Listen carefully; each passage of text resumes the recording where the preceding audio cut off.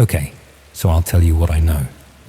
And I'll try to tell it straight, which is harder than it sounds when you spend 22 years learning that the straight version is rarely the complete one.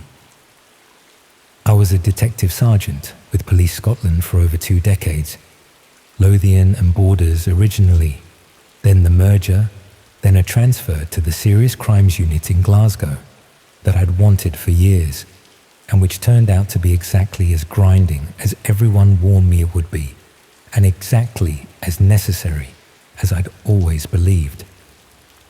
I retired at 51. Not pushed.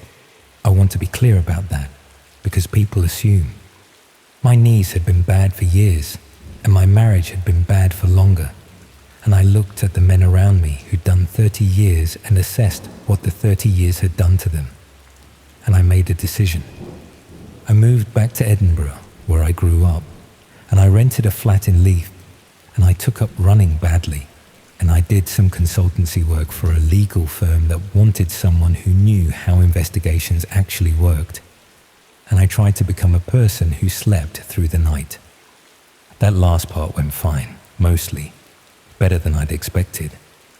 I'm telling you this so you understand what I brought to what happened, not just the professional experience, the habits of mind, the specific way that 22 years of looking at the worst things people do to each other reshapes how you see everything. You stop being surprised mostly. You stop expecting people to behave as well as they're capable of behaving. That's not cynicism, or it's not only cynicism. It's pattern recognition. And pattern recognition is what eventually made me understand what I was looking at, about 6 weeks after I first stumbled onto it. 6 weeks. I keep coming back to that. 6 weeks of looking at something and not seeing it clearly. Me, someone who'd interviewed killers and built cases from nothing, and read crime scenes the way other people read books. 6 weeks. That should tell you something about how well it was constructed. It started with a favour for an old colleague.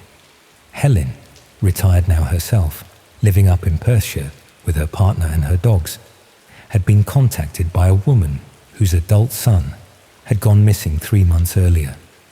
The son, a man in his late 30s called Fraser, had been living in Dundee, working in logistics, separated from his wife. The wife had reported him missing. The police had investigated and found nothing that suggested anything other than a man who had chosen to leave his life, which does happen, and which is not a crime, and which therefore sits in a difficult position, investigation-wise. Helen knew the family distantly, friends of friends, and she rang me and asked if I'd take a quiet look.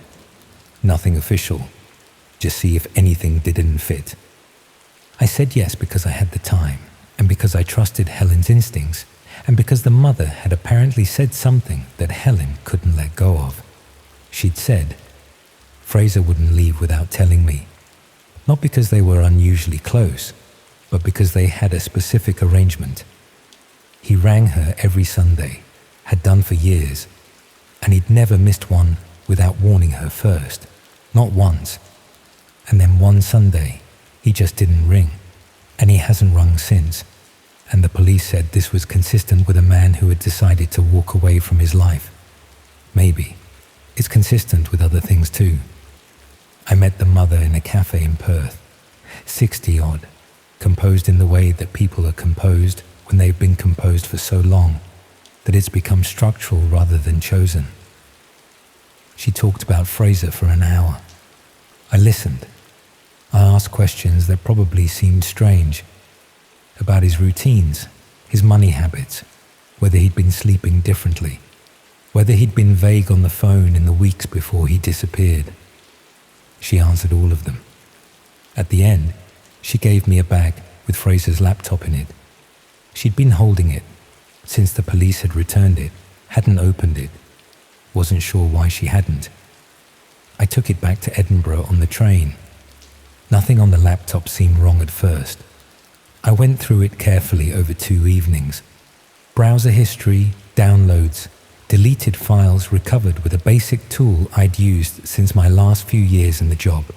He'd been a regular internet user without being a heavy one. News sites, football, a recipe site he'd visited with surprising regularity, which is one of those small human details that stays with you. Email unremarkable, social media minimal. He'd had accounts but barely used them. Last activity on most platforms several months before he disappeared. There was a folder of documents relating to his finances. I looked at those carefully because money is almost always relevant. His accounts were ordinary. He wasn't in serious debt. He wasn't, as far as I could tell, hiding money or receiving money from unusual sources. On the third evening, I found the forum.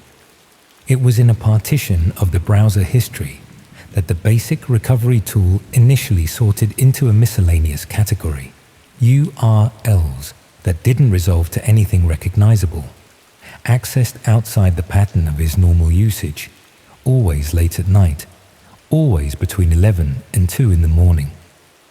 There were 9 visits over the course of about 5 weeks, ending 12 days before he disappeared. The URL was a string of characters that didn't correspond to any named site.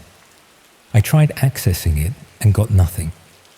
Whatever had been there was gone, or had moved, or required credentials I didn't have. What I could see was the cached content. Fragments, mostly.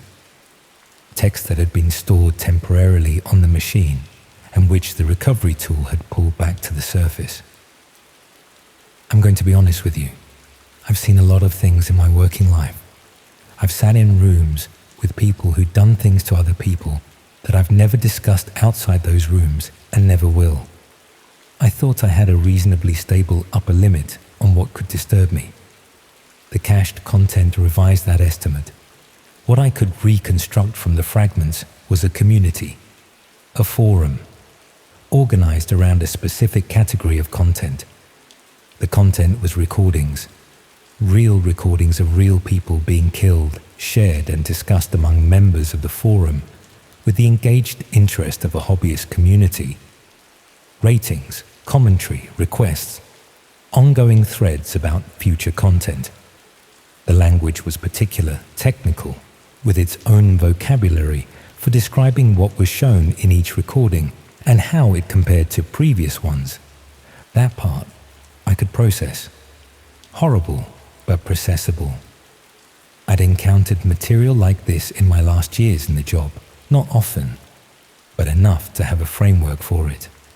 What I couldn't process, not immediately, was what I found in one of the fragments, a thread, dated 5 weeks before Fraser disappeared, discussing a planned recording, discussing, in the specific technical language of that community, a subject, male, late 30s, based in Dundee.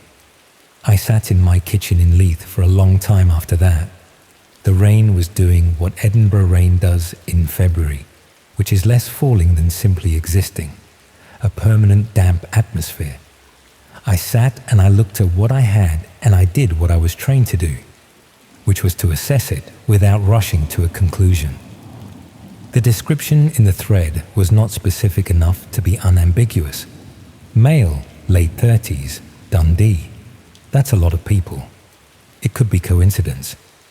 Investigators who have been out of the job for a while sometimes see patterns that aren't there, connections their trained minds assemble from insufficient data. I was aware of that possibility. I held it alongside the other possibility, the one that was considerably worse. Then I looked at the date again. The thread was dated 5 weeks before Fraser disappeared. The last visit Fraser made to the forum was 12 days before he disappeared. The thread would have been active during his visits. He'd seen it.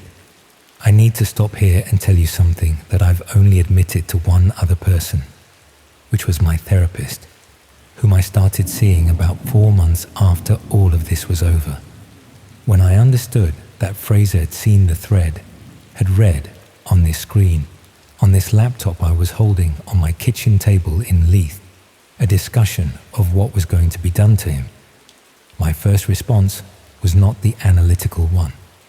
It was something closer to grief, a grief for a man I'd never met, for the specific horror of that knowledge, for the nights he must have spent between seeing the thread and disappearing, knowing what he knew, trying to decide what to do with it, because he had 12 days, and whatever he decided to do, he did it alone, because there's no record of him telling anyone, no email, no text, nothing to his mother, nothing to his estranged wife.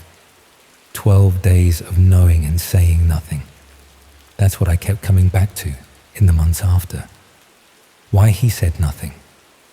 Whether he tried to run and didn't manage it, or whether he froze, or whether there was something else going on that I still don't fully understand. I've turned it over, and I don't have a clean answer. People respond to extreme fear in ways that don't follow logical scripts. That's something 22 years taught me that's actually true.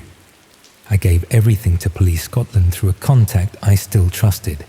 The laptop, the recovery, the cached fragments, all of it presented as clearly as I could manage, given that I'd obtained it through channels that were informal, to put it generously. My contact did what she could with it. There was an investigation. I was interviewed several times and gave the same account each time, and was told on each occasion that the investigation was ongoing. Fraser has not been found. That's the part I still don't know how to sit with. He's still on the missing persons register.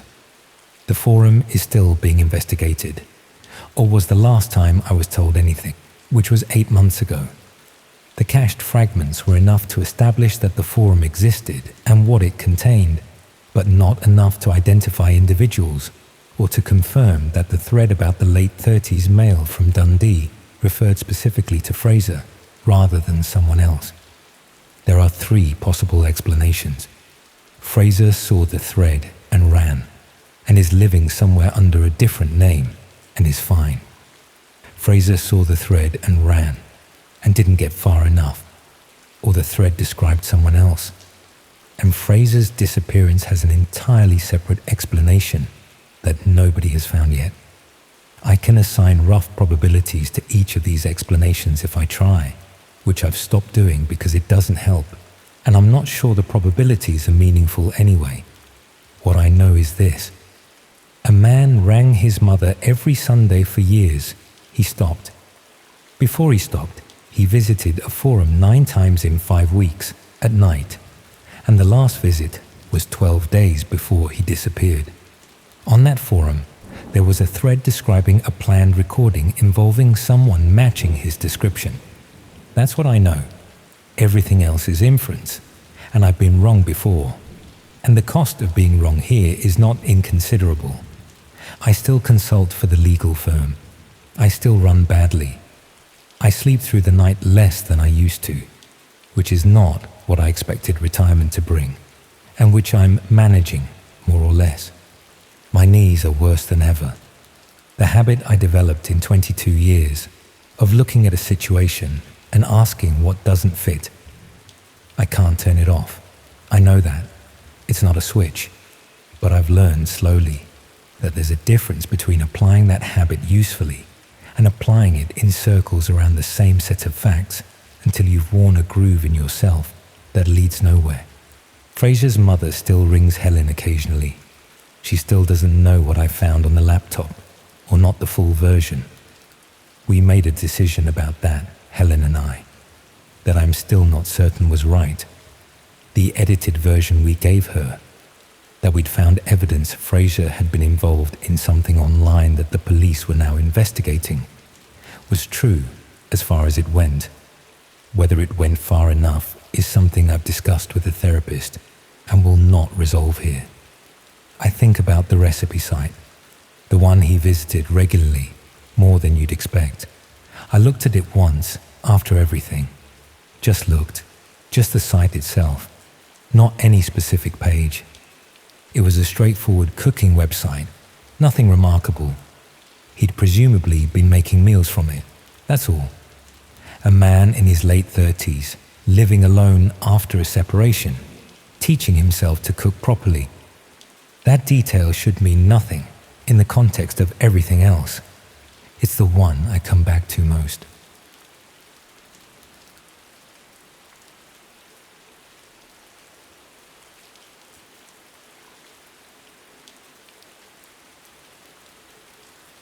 Sophie handed in her essay with that slightly smug expression she always wore when she thought she'd done something clever, sliding the printed pages across my desk with deliberate casualness, like she was passing state secrets rather than GCSE coursework. I was marking media studies assignments at home in Birmingham that evening when I got to hers and stopped reading after the first paragraph, just staring at the pages for about 10 minutes straight. The students always think they're the first ones to discover it, like they've stumbled across some secret that previous generations never found. The assignment was straightforward enough. Investigate how information spreads online and evaluate the reliability of different digital sources. Most students picked safe topics like social media misinformation or how news travels through messaging apps, standard teenage analysis of platforms they already understood. Sophie had decided to explore what she called the hidden internet, places where information exists outside normal search results and social media feeds. She had this habit of tucking her hair behind her left ear when she was concentrating, and I could picture her doing exactly that while typing this essay, convinced she was breaking academic ground that no teacher had ever considered. Her essay described discovering communities and content that operated beyond the reach of regular browsers and conventional oversight. She wrote about it with the casual confidence of someone who assumed she was the first person to encounter these concepts, explaining hidden services and anonymous networks as if she were pioneering digital anthropology. What bothered me wasn't her choice of topic, but the specific details she included about content she'd accessed while researching. Screenshots of sites hosting material that definitely wasn't appropriate for a school project. Descriptions of communities discussing activities that were obviously illegal. The essay included references to live streaming sites that showed what she described as real events happening in real time. Not entertainment content or news broadcasts, but unfiltered documentation of activities that people wanted to keep private from normal observation. She'd analyzed the technical aspects of these streams with surprising sophistication, discussing video quality, audience interaction features, and geographic indicators that suggested some content was being produced locally rather than in distant countries. Most concerning was her casual mention of recognizing locations in some of the streams, buildings and spaces around Birmingham that she could identify from architectural details or background elements visible in the footage. I found myself reaching for my laptop to close it, to put Sophie's essay aside and mark something safer. But something about her description of recognizing local locations made me curious despite my better judgment. That evening, I researched some of the sites Sophie had mentioned. The process of reaching these hidden sites was more complex than regular browsing, requiring specific software and careful attention to security practices. Sophie's essay had included enough technical details for me to follow her research methodology, though I told myself I was just verifying whether her claims were accurate. What I found confirmed that Sophie had accessed content that was genuinely disturbing. The streaming sites showed feeds from various locations that appeared to be monitored without the knowledge of people using those spaces. Not public surveillance cameras, but hidden monitoring of private areas where people assumed they weren't being observed. Most locations looked like commercial or industrial spaces, basements, warehouses, converted buildings being used for activities that required privacy. I found myself leaning closer to the screen, straining to hear the faint background sounds that accompanied the video feeds. Distant traffic, the hum of ventilation systems, occasionally footsteps echoing in empty corridors. What made me pay closer attention was recognizing some of the architectural details Sophie had mentioned. Victorian brickwork, industrial fittings, window designs characteristic of older buildings around Birmingham. I'd lived in the city long enough to identify these features as typical of converted warehouses in areas like Digbeth and the Jewellery Quarter. One location appeared regularly, a basement space with distinctive period features suggesting it was in a Victorian commercial building. The camera angle captured most of the room, but occasionally something would move just outside the frame, a shadow or the suggestion of movement that made me realize these weren't empty spaces being monitored for security purposes. I should have closed the laptop then, should have stopped following Sophie's research methodology and focused on how to address her inappropriate internet usage through proper school channels. But I kept watching, telling myself I needed to understand the full scope of what she'd discovered. The basement's architectural details were specific enough that I could potentially identify the building through local historical records. After narrowing down possibilities to about a dozen buildings, I decided to walk past the most likely candidates during my weekend. Most buildings I identified were occupied by legitimate businesses, but one stood out because it appeared mostly vacant despite being in a desirable commercial area.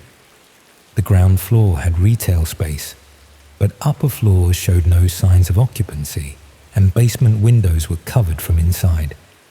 I walked past several times over the next week, observing at different times. Most of the time it looked empty, but occasionally I'd notice vehicles that weren't there regularly, or lights in what appeared to be the basement level. Bright, harsh illumination visible around window edges. One evening, I found an envelope on my kitchen table, not slipped under the door, on the table where I'd left my keys and wallet after coming home from school. Someone had been inside my house while I was there, moving through my home quietly enough that I hadn't heard them from the living room where I'd been marking papers. Inside was a printed copy of Sophie's essay with certain sections highlighted in red. The parts where she'd mentioned recognizing local locations and analyzing geographic indicators. On the final page was a handwritten note. Curious teachers make excellent research assistants. I spent the rest of the evening checking every window and door, trying to work out how someone had entered without me noticing. But I also couldn't stop thinking about that phrase, research assistants, and what exactly they might want me to research. The next day at school, I tried to act normally while observing Sophie more carefully. She seemed exactly the same, confident, slightly rebellious, focused on completing assignments with minimal effort. During lunch break, I noticed someone waiting outside the school gates who didn't look like a parent or staff member. They were positioned where they could see both entrances, observing rather than waiting for someone specific. After about 20 minutes, they left, but their presence felt connected to the note about curious teachers. 3 days later, I saw the same person outside the supermarket near my house, standing by the car park entrance with the same careful observation posture, not following me directly, but making sure I understood that my movements were being monitored. That afternoon, I decided to speak with Sophie about her research and whether she'd had unusual contact from people interested in her work. Her response was casual. A few people had messaged her online expressing interest in her research methods, but she'd assumed they were fellow students or academics. She showed me the messages on her phone. Friendly, professional inquiries about how she'd accessed certain sites and whether she'd be interested in sharing additional findings. But something about their tone made me uncomfortable, too knowledgeable about technical aspects, too familiar with specific sites Sophie had accessed. I tried to explain that people operating illegal surveillance networks might not appreciate students writing school essays about their activities. She seemed to understand my concerns, but pointed out that she'd only accessed publicly available sites, hadn't obtained information through illegal methods. Over the next few days, I found myself paralyzed by indecision about contacting the police. Every time I reach for the phone, I'd think about explaining how I discovered the surveillance sites, whether my own investigation might be considered problematic. Then I'd think about Sophie potentially being in danger because I was too cowardly to report what I knew. But I was also afraid that people who could enter my house without detection might take additional steps to ensure teachers didn't become problems for their activities. A week later, Sophie didn't show up for school. Her parents called to report she'd left home at normal time, but never arrived for registration. Police were notified immediately, search procedures initiated, but there was no obvious explanation for where she might have gone. I should have mentioned her research project and the possibility that her internet activities had attracted unwanted attention. But I couldn't bring myself to explain how I knew about illegal surveillance sites without implicating myself in the investigation. Sophie has been missing for 6 weeks now. The police investigation continues, but no trace has been found despite extensive searches and media appeals. Sometimes I still check the surveillance sites, telling myself I'm looking for evidence that might help the investigation. Last week, I saw movement in one of the basement feeds. A figure that could have been the right height and build, hair that might have been the same shade as Sophie's.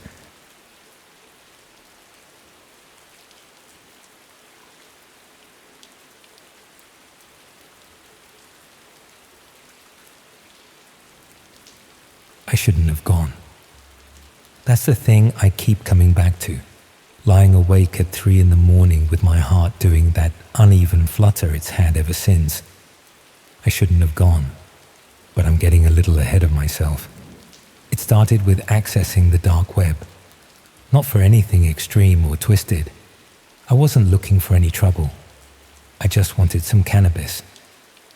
My usual source had dried up after he'd had a scare with the police, and I'd been without for a couple of months. I wasn't gagging for it or anything, but I missed having something to help me sleep, to quiet my head down in the evenings. A bloke I vaguely knew mentioned, sort of offhandedly, that you could buy practically anything on there these days. He made it sound mundane, like ordering from Amazon. So I looked into it, watched a few videos, read some guides. It was easier than I'd expected, if I'm being honest. Within an hour or so, I was browsing marketplaces that looked surprisingly ordinary. Product listings, star ratings, customer reviews. The whole thing had this weird legitimacy to it, like someone had built eBay for illegal goods. I found what I was looking for pretty quickly. The seller had decent feedback, hundreds of transactions, people saying the quality was good, and it arrived discreetly. The listing said postal delivery, which seemed ideal. Low risk. Just wait for a padded envelope to arrive, and that would be that. But there was another option at the bottom, one I almost scrolled past. Local collection available for buyers in certain areas. I clicked through out of curiosity more than anything else. There was a list of cities. Mine was on there. The price for collection was about 20 quid cheaper, which wasn't the main draw. What interested me was the speed. Delivery would take nearly a week, maybe longer. Collection could be arranged within a couple of days. And there was something appealing about the human element, strange as that sounds. It felt more real, less like I was doing something properly dodgy, just meeting someone, a quick exchange, then home. I think about that logic now and want to shake myself. I spent a day deliberating. kept opening the listing and staring at it, trying to decide. The rational part of my brain was saying to just go with postal delivery, that meeting a stranger was asking for trouble. But another part kept pointing out how many successful transactions he'd completed, how the reviews specifically mentioned collection going smoothly. One person had written that the seller was professional and quick, in and out in under a minute. Another said they'd been nervous, but it was completely fine, nothing to worry about. I read through dozens of these reviews. Looking back, I was probably trying to convince myself, seeking validation for a decision I'd already made. The cheaper price and faster turnaround were factors, sure, but mostly, I think I just wanted to prove to myself that I could do it, that I wasn't as risk-averse and boring as I sometimes felt. Stupid reasoning. Really, genuinely stupid. The seller's username was something forgettable, just random letters and numbers. I sent a message through the site system saying I was interested in collection. The reply came back within a few hours, brief and businesslike. He asked what area I was in, and I told him. He said he could do Thursday evening if that worked. I agreed, perhaps too quickly. We arranged the specifics through a series of short messages over the next day. He suggested a car park behind a row of shops on the outskirts of town, the kind of area that's busy during the day but empties out after dark. I'd driven past it hundreds of times without really noticing it. 8 o'clock on a Thursday evening. He'd be driving a dark blue Vauxhall. I should approach the passenger side and he'd hand it over through the window. Simple enough. I'd been overthinking it, clearly. The days leading up to Thursday had this strange quality to them.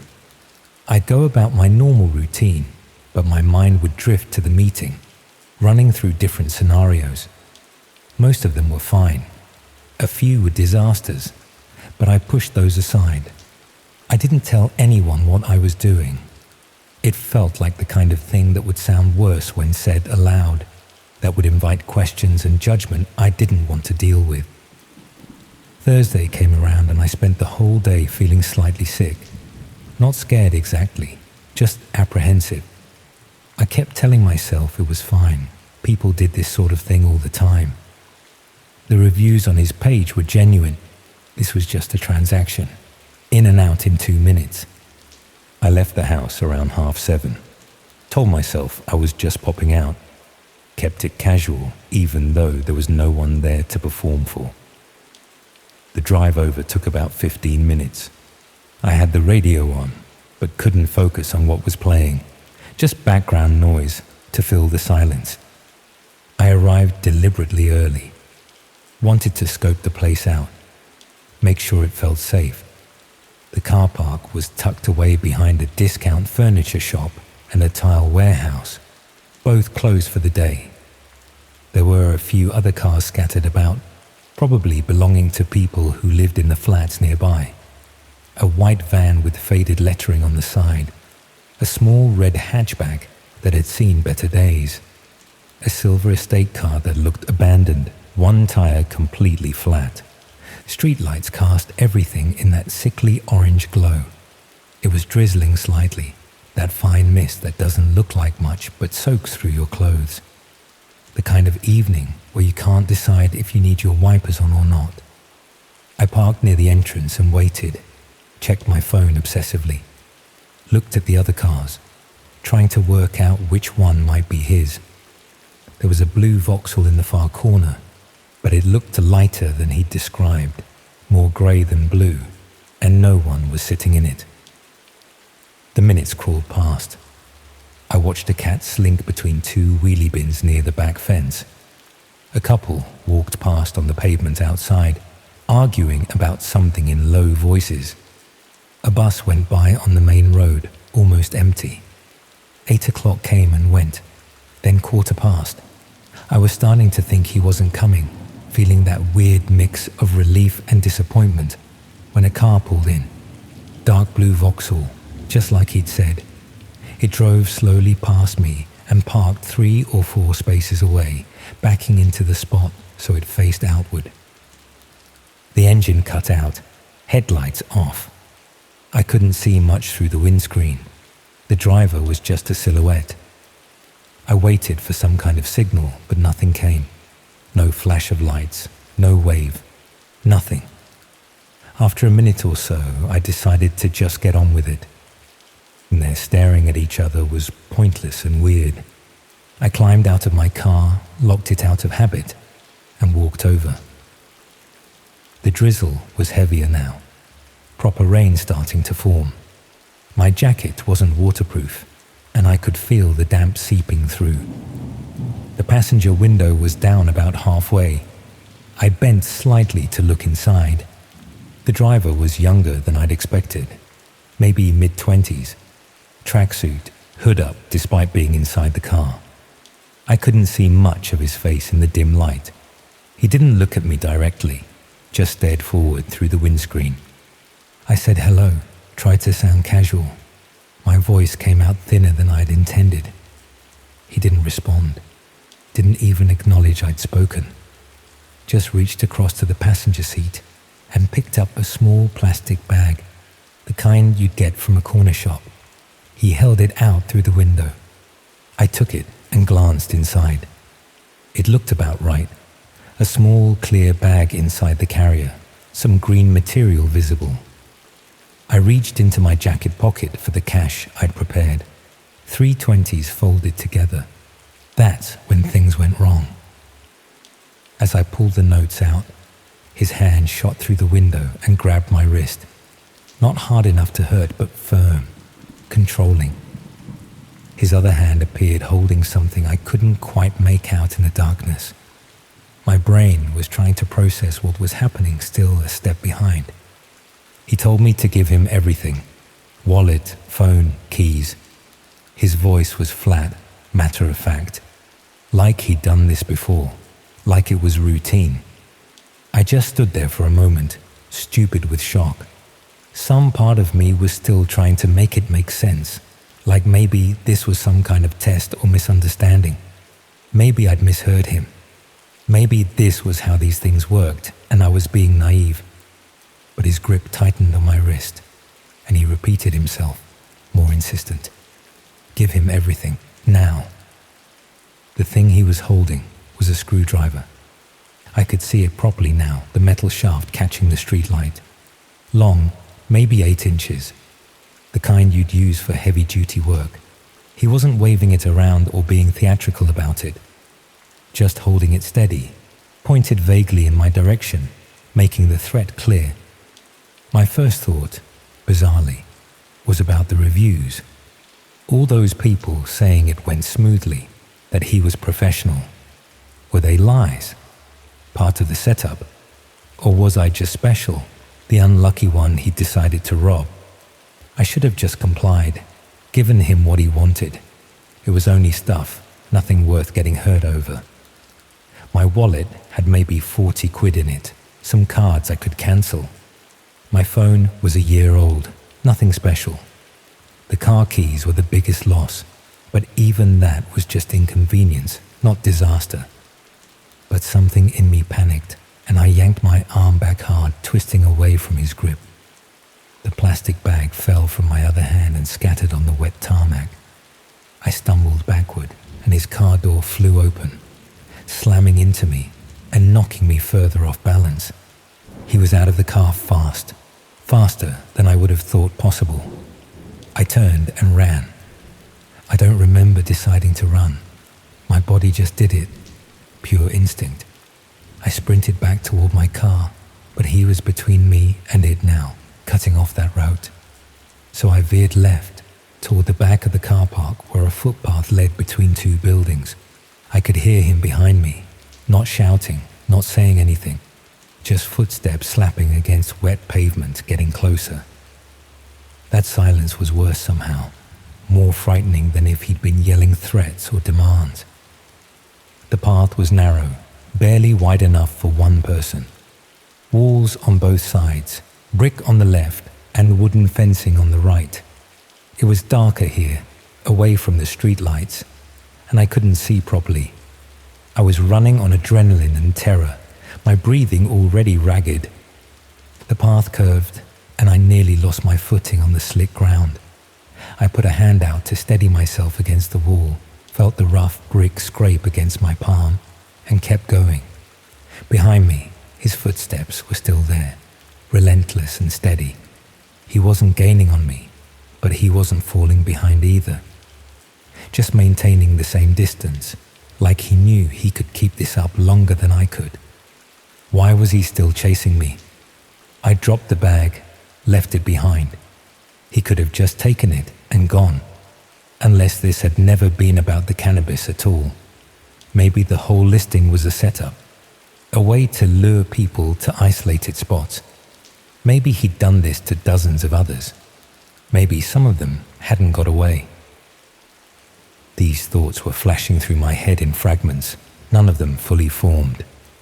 Mostly, I was just focused on running, on the burning in my lungs and the sound of him behind me. The path opened out into a residential street.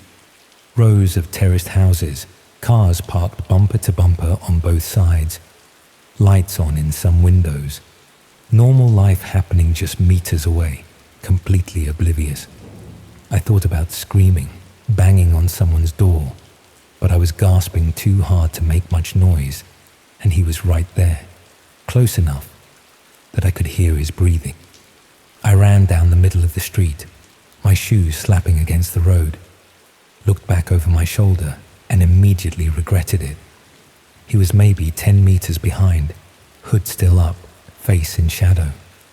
Something about seeing him in the open like that, in this normal suburban street, made it worse somehow, more real. This wasn't happening in some dark alley or abandoned building. This was happening in the middle of ordinary life, and nobody was noticing. I turned at the end of the road, took a random left, then another right, trying to lose him in the maze of identical streets.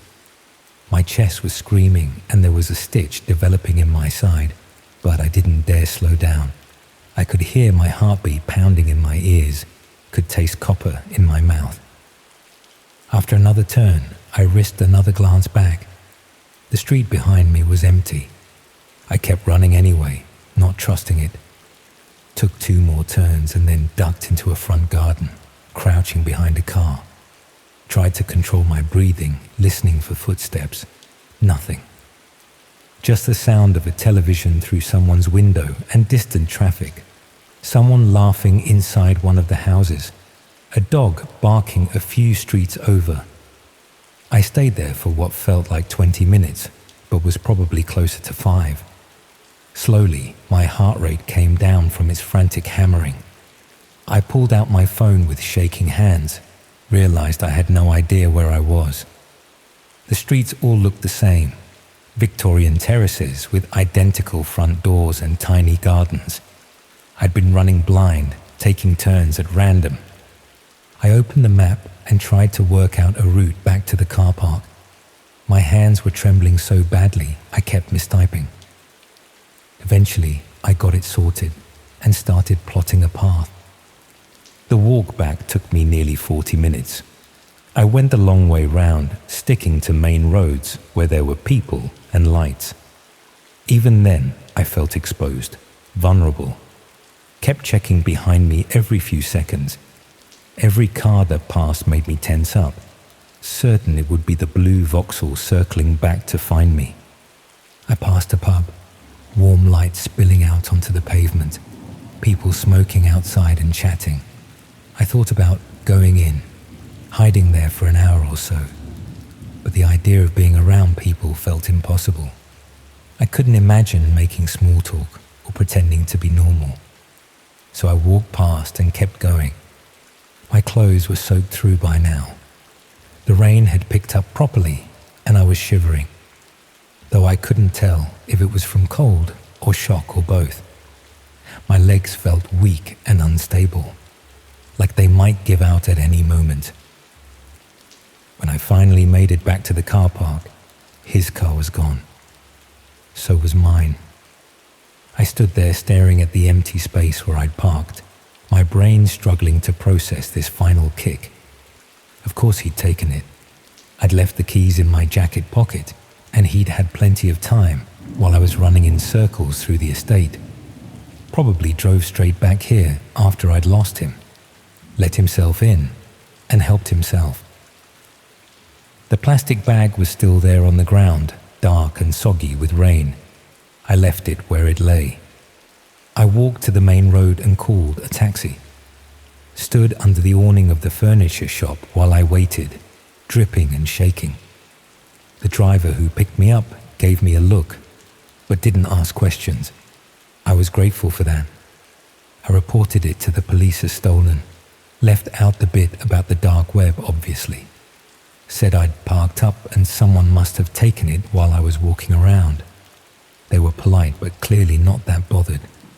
Gave me a crime reference number and said they'd be in touch if it turned up. Asked if I'd seen anyone suspicious. I said no. It did turn up, about a week later. Burned out in a field just outside town. Completely gutted. The police said it was probably joyriders. I didn't correct them. The insurance process was tedious and humiliating. They asked all sorts of questions about where I'd been, why I'd left the keys in the car, whether I'd locked it properly. I stuck to my story.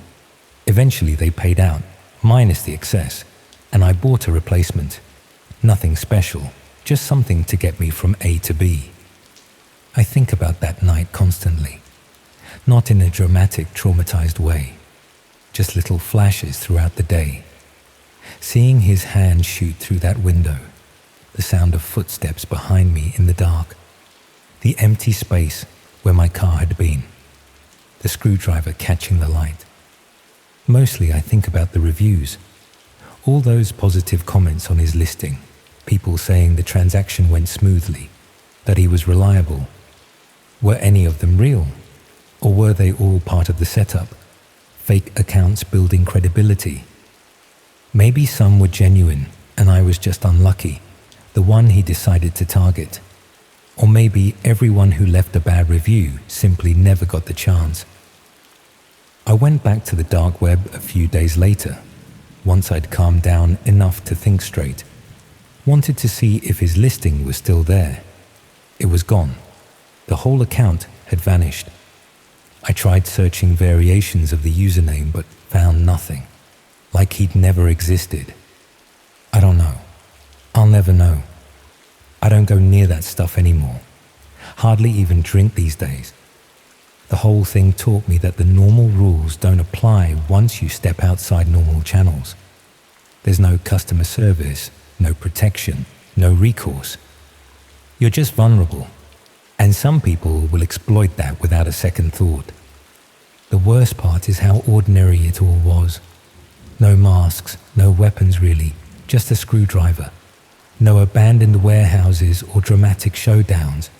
Just a rundown car park and a residential street and a bloke in a tracksuit. That's what real danger looks like, I suppose. Not cinematic or exciting, just squalid and frightening and pointless. I still live in the same town. Sometimes I see dark blue Vauxhalls and my stomach drops before I can remind myself it's irrational. Sometimes I'm walking somewhere at night and I hear footsteps behind me and I have to fight the urge to run. Sometimes I drive past that car park and feel my chest tighten, my breathing goes shallow. I never saw him again, never heard anything. It was like it never happened, except for the insurance claim and the nightmares I had for a couple of months afterward, and this jumpy, paranoid feeling that never quite goes away. I was lucky, I know that. It could have been so much worse. He could have caught me. He could have used that screwdriver. I could have hit my head when I fell, or run into traffic, or any number of things. Sometimes I think about what would have happened if I'd tripped during that chase, if I'd gone down on that narrow path with him right behind me. I don't let myself think about it for long. But knowing you were lucky doesn't make it feel any better somehow. It just makes you realize how close you came to something terrible. and how easily it could happen again. How thin the line is between normal life and absolute disaster. How quickly things can spiral out of control. I've never told anyone this, not properly. Partly because I'm ashamed of how naive I was, but mostly because I don't want to hear what they'd say. That it was my own fault, that I should have known better, that anyone with half a brain would have seen it coming. They'd be right, of course. I should never have gone.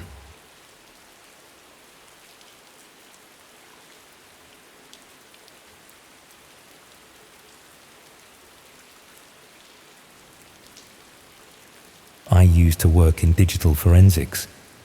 Not the glamorous kind you see on TV shows where they instantly break encryptions and enhance grainy photos into crystal clarity.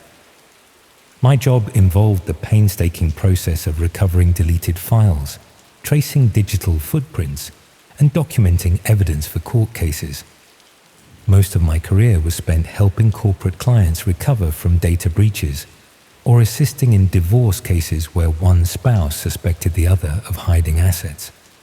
Mundane stuff, really, until the Harmon case. Detective Harmon approached our firm after their department's tech specialist hit a wall. A college student had gone missing under suspicious circumstances, and they'd recovered the victim's laptop. The browser history had been meticulously scrubbed, but fragments remained in the cache, suggesting visits to Tor-enabled sites. The department needed someone with expertise in recovering digital breadcrumbs that existed beyond the reach of standard investigation techniques. That's where I came in. I'm not going to pretend I was unfamiliar with the dark web. Anyone who works in my field understands its architecture, even if they've never ventured there themselves. I knew about the marketplaces for illegal goods, the forums for exchanging information that wouldn't be welcome on the surface web, and the encrypted communication channels. But I also knew most of the horror stories people shared about the dark web were urban legends. Hidden servers streaming murders live for Bitcoin. Red rooms where viewers could direct torture. Those were digital campfire stories meant to scare the uninitiated. At least, that's what I believed at the time. Working from an isolated system in our lab, I began the process of reconstructing the student's digital trail. Most of it was exactly what you'd expect from a 20-year-old. Social media, streaming services, online gaming platforms, and academic research. But interspersed throughout were these brief sessions using the Tor browser, always late at night, always from the same location based on the network logs. The pattern suggested a ritual of sorts, something done in private, perhaps even secretively. After 3 days of careful analysis, I managed to recover fragments of an encryption key stored in a text file disguised as system data. The key itself was incomplete, but it gave me something to work with. I traced its digital fingerprint through the remnants of the browser cache and discovered what appeared to be a login credential for an Onion site. That's when my professional curiosity began to override my better judgment. I should have simply documented my findings and handed everything over to Detective Harmon. That would have been the proper protocol. Instead, I decided to follow the trail myself, just a little further. I told myself it was to ensure I was providing the police with actionable intelligence. In reality, I wanted to know what this student had found. What had drawn them into those late-night sessions? What might connect to their disappearance? I set up a secure, isolated machine specifically for this purpose. Multiple VPNs, traffic routing through several countries, disconnected from any of our firm's systems. Every precaution possible. The address recovered from the student's computer led to what appeared to be a forum, but access required both the encryption key I'd found and another credential I didn't have. A dead end, or so it seemed. Further analysis of the recovered data revealed communication with another user, someone who had apparently provided guidance on accessing certain areas of the dark web. I managed to find fragments of these conversations, not enough to identify the other party, but enough to piece together instructions for generating the second credential needed for the forum. It took another day of work, but eventually I had what I needed. I accessed the forum on my isolated machine. What I found wasn't immediately alarming. Discussions about privacy, cryptocurrency, philosophy, nothing illegal on its face. But there was a section accessible only to users with a certain status. The missing student had apparently reached that status shortly before their disappearance. I couldn't access this restricted area, but I could see references to it in other conversations. Users spoke about observations and sessions in terminology that seemed deliberately vague. They discussed payment methods and scheduling. One thread mentioned preference settings and interaction parameters. All of it couched in ambiguous language that could have meant anything from watching academic lectures to something far more sinister. 2 weeks into my investigation, I received an unexpected message on the forum from a user named Artemis Prime. They wanted to know if I was interested in gaining access to the restricted section. The timing was suspicious. I hadn't been active enough on the forum to naturally attract this kind of attention. Either the forum had sophisticated security that had identified me as an outsider, or someone had been monitoring the recovery attempts on the student's computer and traced them back to me.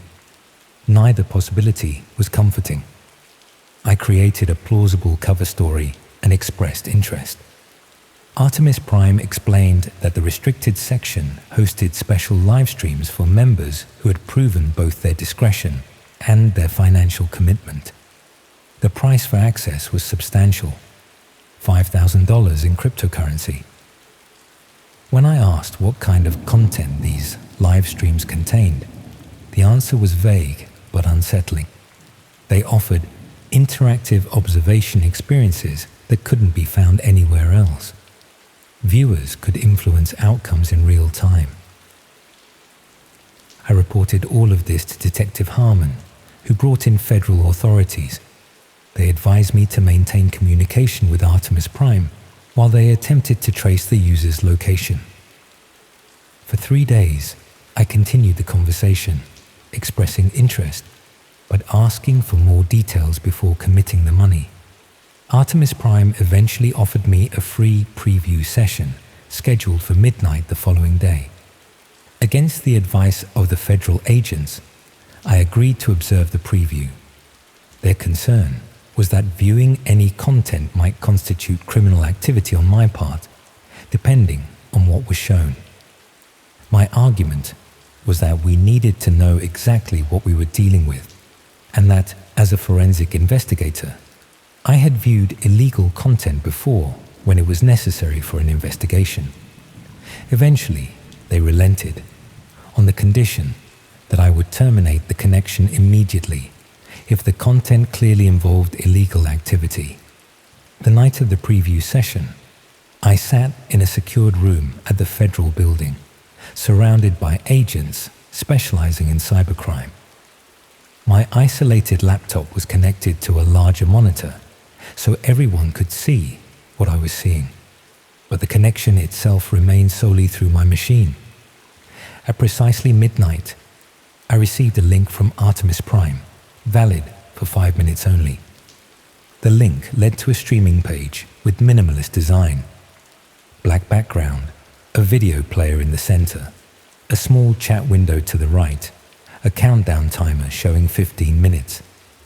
The video showed an empty room with white walls, a single chair in the center, nothing else. The chat window showed about 24 usernames, none recognizable. Most were strings of numbers and letters. No one was typing. 3 minutes into the stream, the door to the room opened. A figure entered, wearing a black hood that obscured their face completely. They carried a small digital tablet. The person sat in the chair, holding the tablet facing the camera. On the screen was today's date and time, along with a random string of characters that had been generated in the chat window seconds earlier. This was proof that the stream was live, not pre-recorded. The hooded figure set the tablet aside and pulled out a small card, which they held up to the camera. On it was written my username on the forum, along with the words, "Welcome to your preview." The federal agents exchanged concerned glances. This was meant specifically for me. The observers were being observed. For the next 10 minutes, nothing happened. The hooded figure simply sat there, occasionally checking the tablet. The chat remained inactive. Then, just as the countdown timer reached 1 minute remaining, the figure held up the tablet again. On it was a message addressed to me by my real name. Not my username, but my actual name. It listed my home address, the name of my firm, and the names of my family members. It ended with a simple statement. The preview isn't what we're showing you. It's who we're showing you to. The federal agents immediately terminated the connection and moved me and my family to a secure location. The investigation shifted from finding the missing student to identifying who was behind the stream and how they had obtained my personal information. Background checks were run on everyone at my firm, everyone involved in the investigation. Digital security experts examined every device I owned for breaches. A week into protective custody, we received the news. The missing student had been found alive. They had apparently gone off-grid voluntarily after being spooked by something they'd witnessed on the forum. When questioned about the restricted section and the live streams, they became agitated and refused to provide details. All they would say was that the streams weren't what people thought, that the real purpose was something else entirely. The federal investigation identified several members of the forum, including Artemis Prime, though no arrests were made.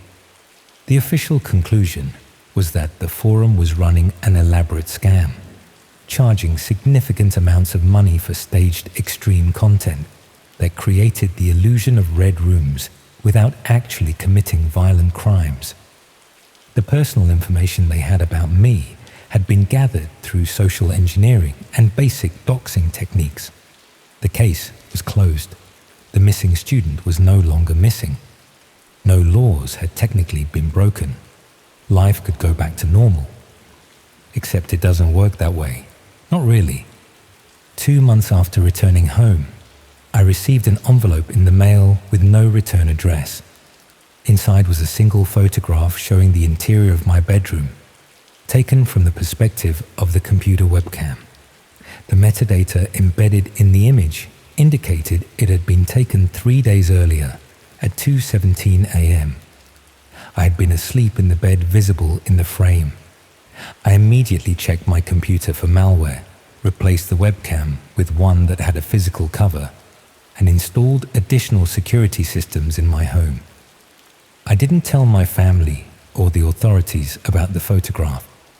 There didn't seem to be a point. What could they do that hadn't already been done? A week later, another envelope arrived. This one contained a USB drive. Against all better judgment and professional protocols, I connected it to an isolated machine. It contained a single video file.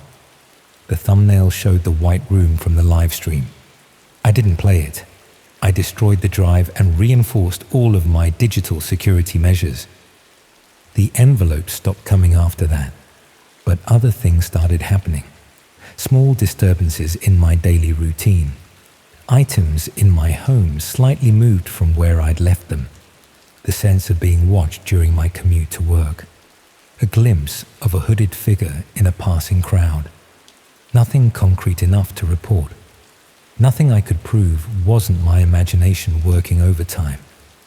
I started noticing patterns in the timing of these disturbances.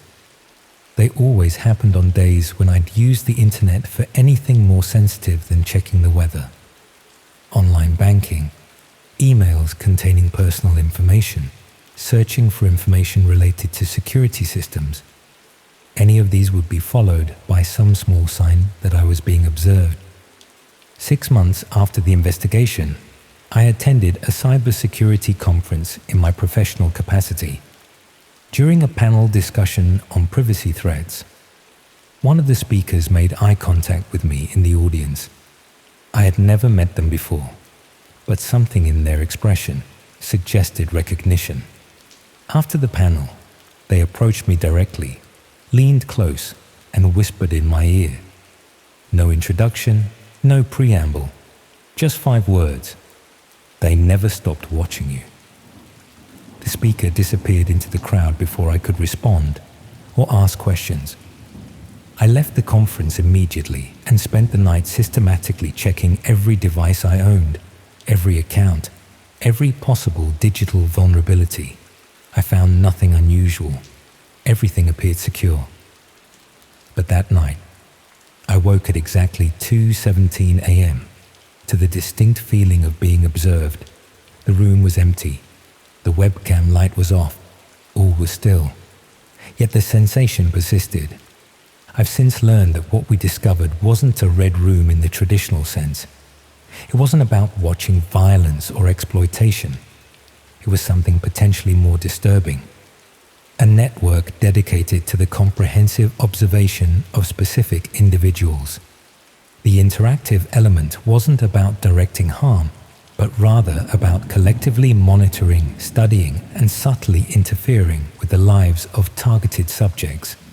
The missing student hadn't been a victim in the way we initially feared, but rather someone who had discovered the network and then been absorbed into it, becoming an observer rather than the observed.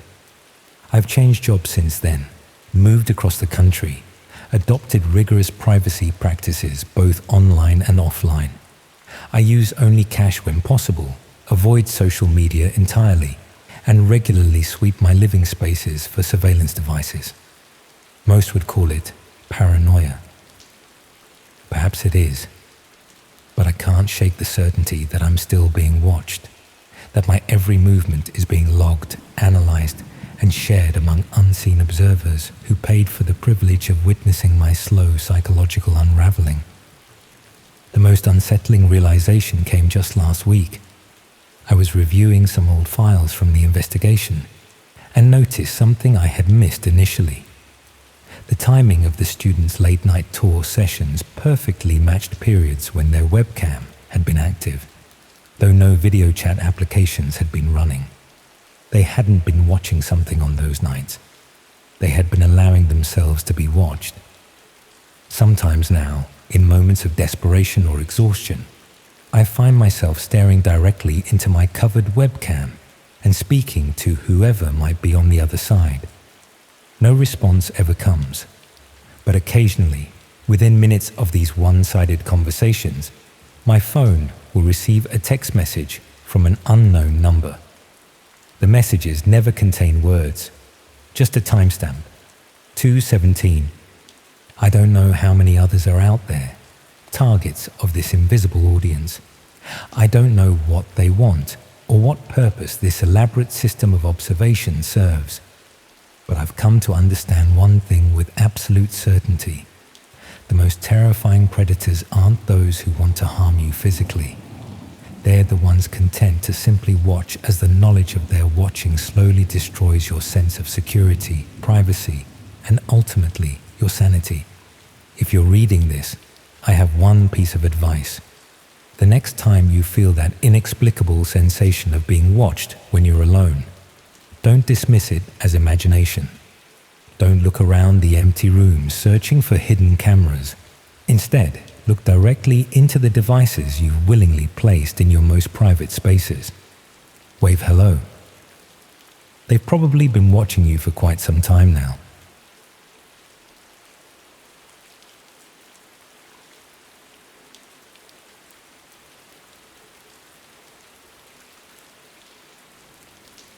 I want to be honest about something before I get into this. I've told bits of this story to people close to me, my sister, someone I used to work with, and both times I've downplayed it. I made it sound like a weird thing that happened once, something I stumbled into and walked away from unscathed. I've been doing that for almost 2 years now, and I think the reason I keep softening it is because telling the full version means admitting things about myself I'm not comfortable with, not illegal things. I want to be clear about that. Just the ordinary, embarrassing things. Boredom, curiosity, the small, stupid decisions that compound into something you can't undo. The other reason I've been softening it is that the full version frightened me in a way I still haven't completely recovered from. And I'm aware that saying that, framing this as a story about being frightened, already sounds like I'm centering myself in something I had no business being near. Maybe I am. I've thought about it enough that I'm no longer sure where self-awareness ends and self-indulgence begins. I was 28 when it started, living alone in Leeds in a one-bedroom second-floor flat. It's the kind of place you rent when you can just about afford not to have a housemate. I'd been there about 18 months, give or take. My days had settled into a comfortable, if slightly dull, routine. Work, home, dinner, television, sleep. I wasn't unhappy exactly. I was just a bit numb. And when you're a bit numb, you start looking for things to prod at. I'd read about the dark web the way most people had. News articles about takedowns, documentary clips, the occasional Reddit thread where someone claimed to have been down a rabbit hole they couldn't fully articulate. I'd always assumed it was something for people with a specific intent, people who wanted something they couldn't get through normal channels. I didn't think of myself as that kind of person. I told myself I was just curious, and I knew how that sounded even then, which is probably why I never mentioned it to anyone. Within an evening of looking into it, I was in. I won't go into exactly how. It wasn't complicated. The first thing that struck me was how mundane most of it was. I'd expected something that looked dangerous in the way a horror film set looks dangerous. All red and black and clearly wrong. Instead, it mostly looked like the internet did in about 2005. Crude layouts, text-heavy pages, forums that reminded me of the message boards I'd used as a teenager. There were illegal things, obviously, that's not a secret. But much of what I encountered in those first couple of weeks was just grey market. Strange, often bleak, but not the horror show the documentaries had implied. I started treating it a bit like sightseeing. An hour here, an hour there, mostly just clicking and reading, and occasionally feeling unsettled in a way I'd quietly enjoy, and then feel vaguely ashamed of at work the next morning. I wasn't buying anything. I wasn't engaging with anyone. I was just looking. That was my first mistake, I think. Convincing myself that looking was somehow neutral.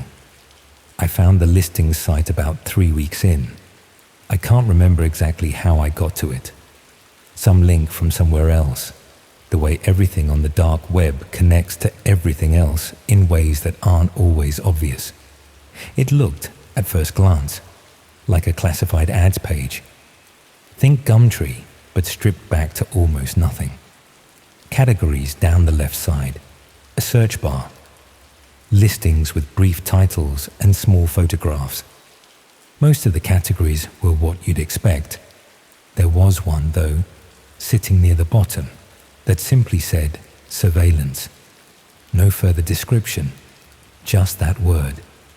I should have kept scrolling. I've thought about that moment many times since. It was such a small thing, clicking that link. The kind of thing that takes less than a second and costs you nothing. Except it did cost me something, as it turned out. It cost me quite a lot. The listings under that category were varied and, I'll be honest, initially disappointing in a way that was almost a relief. Some were people selling old CCTV equipment. A few were offering security consultancy services through vague, poorly written descriptions.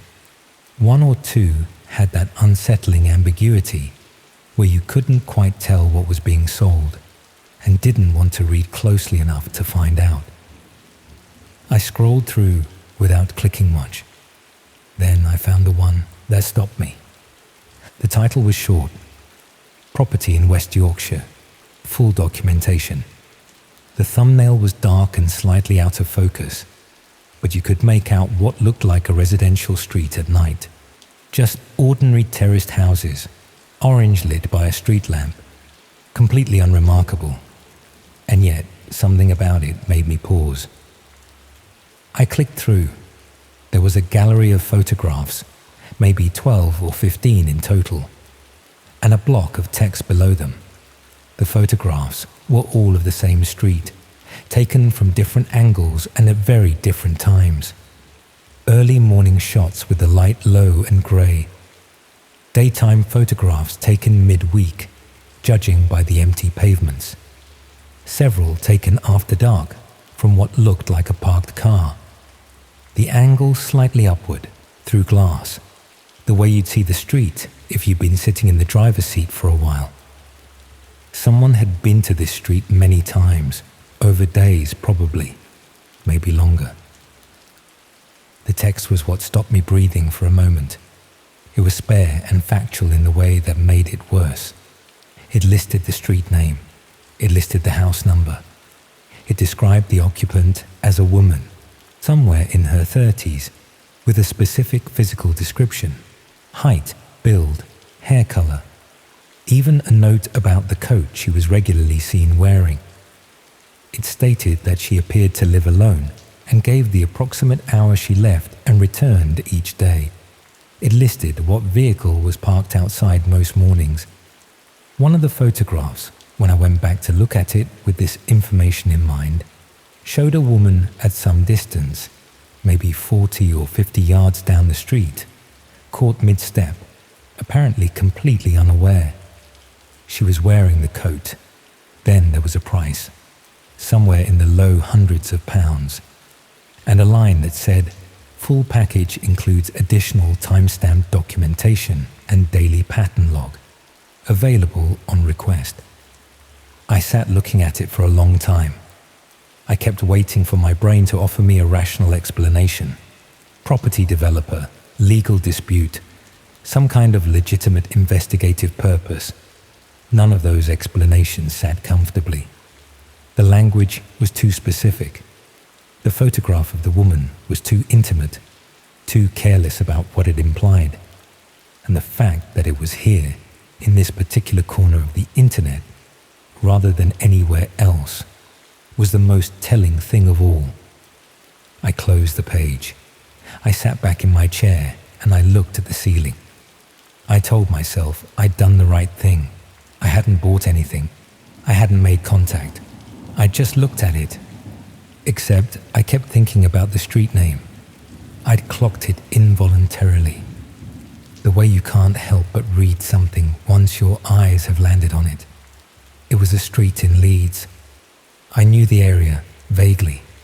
15 minutes from my flat, maybe less.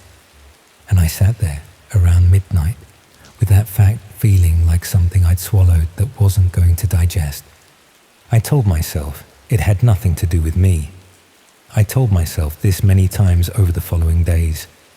I distracted myself with work, with television, with anything that wasn't the image of a woman in a grey coat walking down a street she thought was ordinary. But on the fourth day, I looked up the street on Google Maps.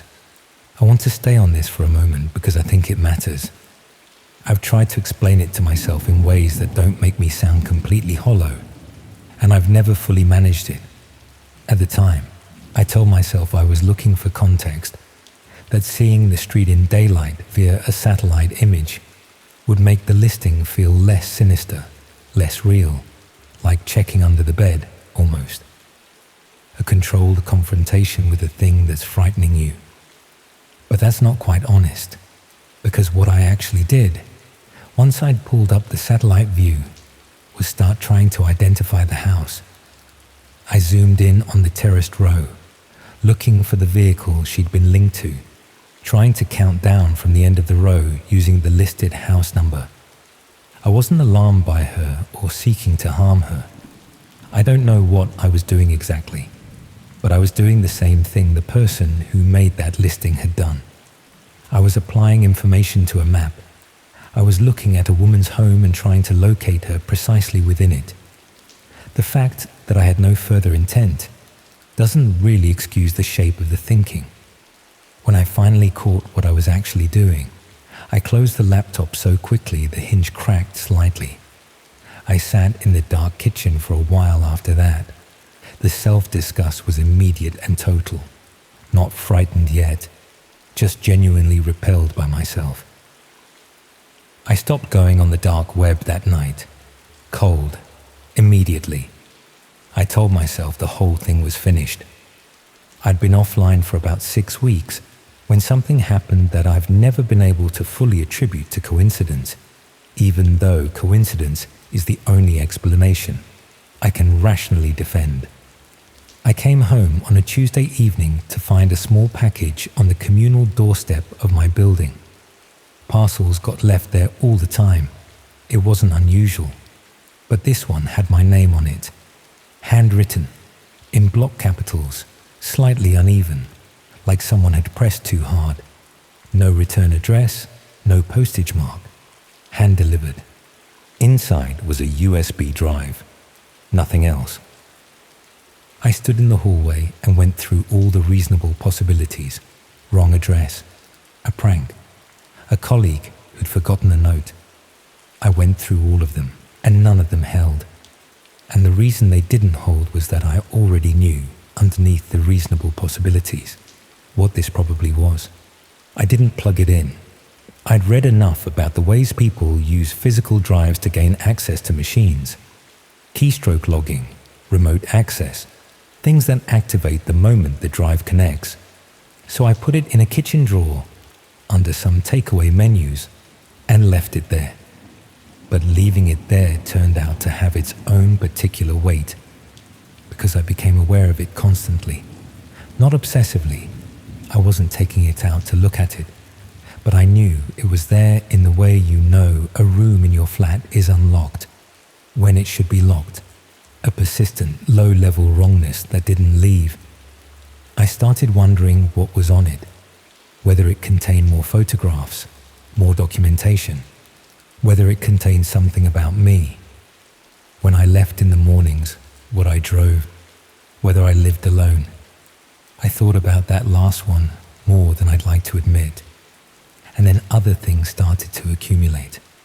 About 10 days after the package arrived, I came home to find the communal front door to the building propped open with a piece of gravel. Not unusual in itself. Residents propped it occasionally when carrying shopping, but it had been propped from the outside, judging by where the stone had been wedged. I moved it, let the door close, and stood in the hallway for a moment, trying to talk myself out of what I was thinking. It didn't work. The week after that, I found a small mark on the door frame of my flat, a faint vertical scratch near the lock, pale wood showing through the paint, fresh enough that it hadn't grayed over yet. I couldn't tell you for certain it hadn't always been there. I'd never looked closely before. That was the problem with all of it. I'd never looked closely before, and now I was looking at everything. The car outside my building was a dark blue Volvo, a bit older, always parked facing the same direction. I noticed it properly about 3 weeks after the package arrived. Once I'd noticed it, I couldn't stop. Over the following week, I found myself checking for it every time I arrived home. Every time I left.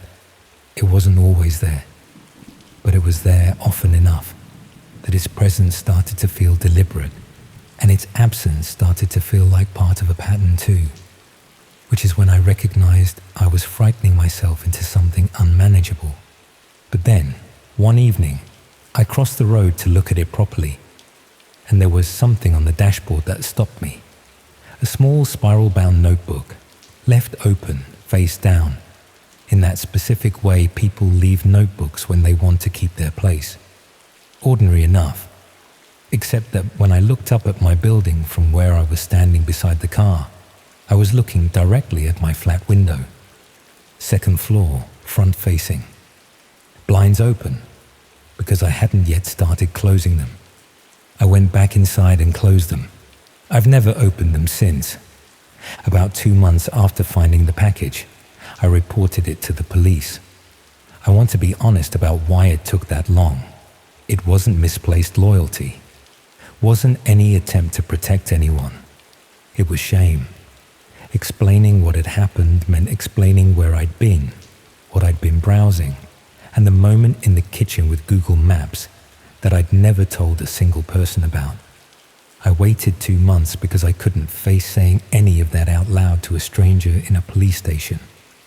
The officer who took the report was a woman, mid-40s, brisk in a way that was probably professional, but felt like impatience. She listened carefully, took the drive, took my account. When I finished, she asked, with a flatness that made the question worse, whether I had any reason to believe I'd been personally identified through my use of the site. I said I didn't know. She wrote something down and didn't share it with me. She said they'd follow up. Near the end, she looked at me across the desk for just a moment too long before looking back at her form, and I couldn't read what was in that look. Skepticism, maybe, or just the particular exhaustion of someone who has heard a lot of these conversations and knows how most of them end. I never heard back. What I found out later, through late-night reading I should probably have avoided, was that the category I'd been browsing had a documented purpose among people who track these things. They were called targeting packages, compiled personal profiles on private individuals, their address, daily movements, physical description, domestic situation, vehicle, built up over time through observation, and sold to buyers whose intentions were never stated and didn't need to be. The buyers could be anyone, a stalker with a fixation, someone with a specific grievance, someone who'd been paid by someone else. The package was just information. What happened to it after purchase was someone else's concern, technically. I don't know whether the woman on that street was ever hurt. I searched the local news for months and found nothing obviously connected. She might be completely fine. She might have moved. She might still be living in that house, going through her days, with no idea that a page ever existed somewhere in that network with her house number and her coat and her daily routine and a price attached. Or something might have happened that I never connected to what I'd seen. It might have happened quietly, in a way the news didn't carry, or carried in a form I didn't recognize. That not knowing has a texture to it. It's not like ordinary uncertainty, the kind that fades when you stop thinking about it. It sits differently. It has weight and surface, and it's still there when I reach for it, even now. I moved out of Leeds about 8 months after all of this. There were proper reasons: work, money, the usual. And I won't pretend those weren't real. But I'd be lying if I said the move didn't also feel, at some animal level, like finally being able to exhale. I took the kitchen drawer with me when I moved. Not intentionally. It was built in. I'd forgotten. When I was packing, I found the takeaway menus, but the USB drive was gone. I went through the drawer twice. I went through the boxes I'd packed. I went through the flat. I don't know when it went. I don't know if I'd moved it at some point and forgotten, the way you do with small objects. I don't know if someone else had been through the drawer. I don't know if the police had taken it when they said they'd taken it, or whether they'd given it back at some point in a conversation I'd half remembered wrong. I stood in the empty flat, with the drawer in my hands, for a long time, trying to reconstruct a timeline that didn't leave a gap. The gap is still there. I've not gone back to any of it since. The dark web, the listings, any of it. Not because I'm worried about what I'd find, because I'm worried about who I'd be while I was looking. The Google Maps moment taught me that. The way curiosity, if you let it, will route itself through the same channels as something much worse and arrive somewhere you didn't mean to go. The mechanism is identical. The outcome is the only difference. And the outcome is downstream of intent. And I'm not entirely sure I trust myself to examine my intent in real time. I'm not sure most people could. I think about the woman sometimes, her coat, the angle of that photograph, the fact that she was walking towards something or away from something and had no way of knowing she was being framed in a lens. There's an image I can't get rid of, and I've stopped trying. It's her, at that distance, mid-step. It's the fact that whoever took the photograph stayed still while she moved, waited, possibly, for her to come into frame, or followed her movement with the camera and pressed the shutter when the composition was right, patient, deliberate, already thinking about how it would look in the listing.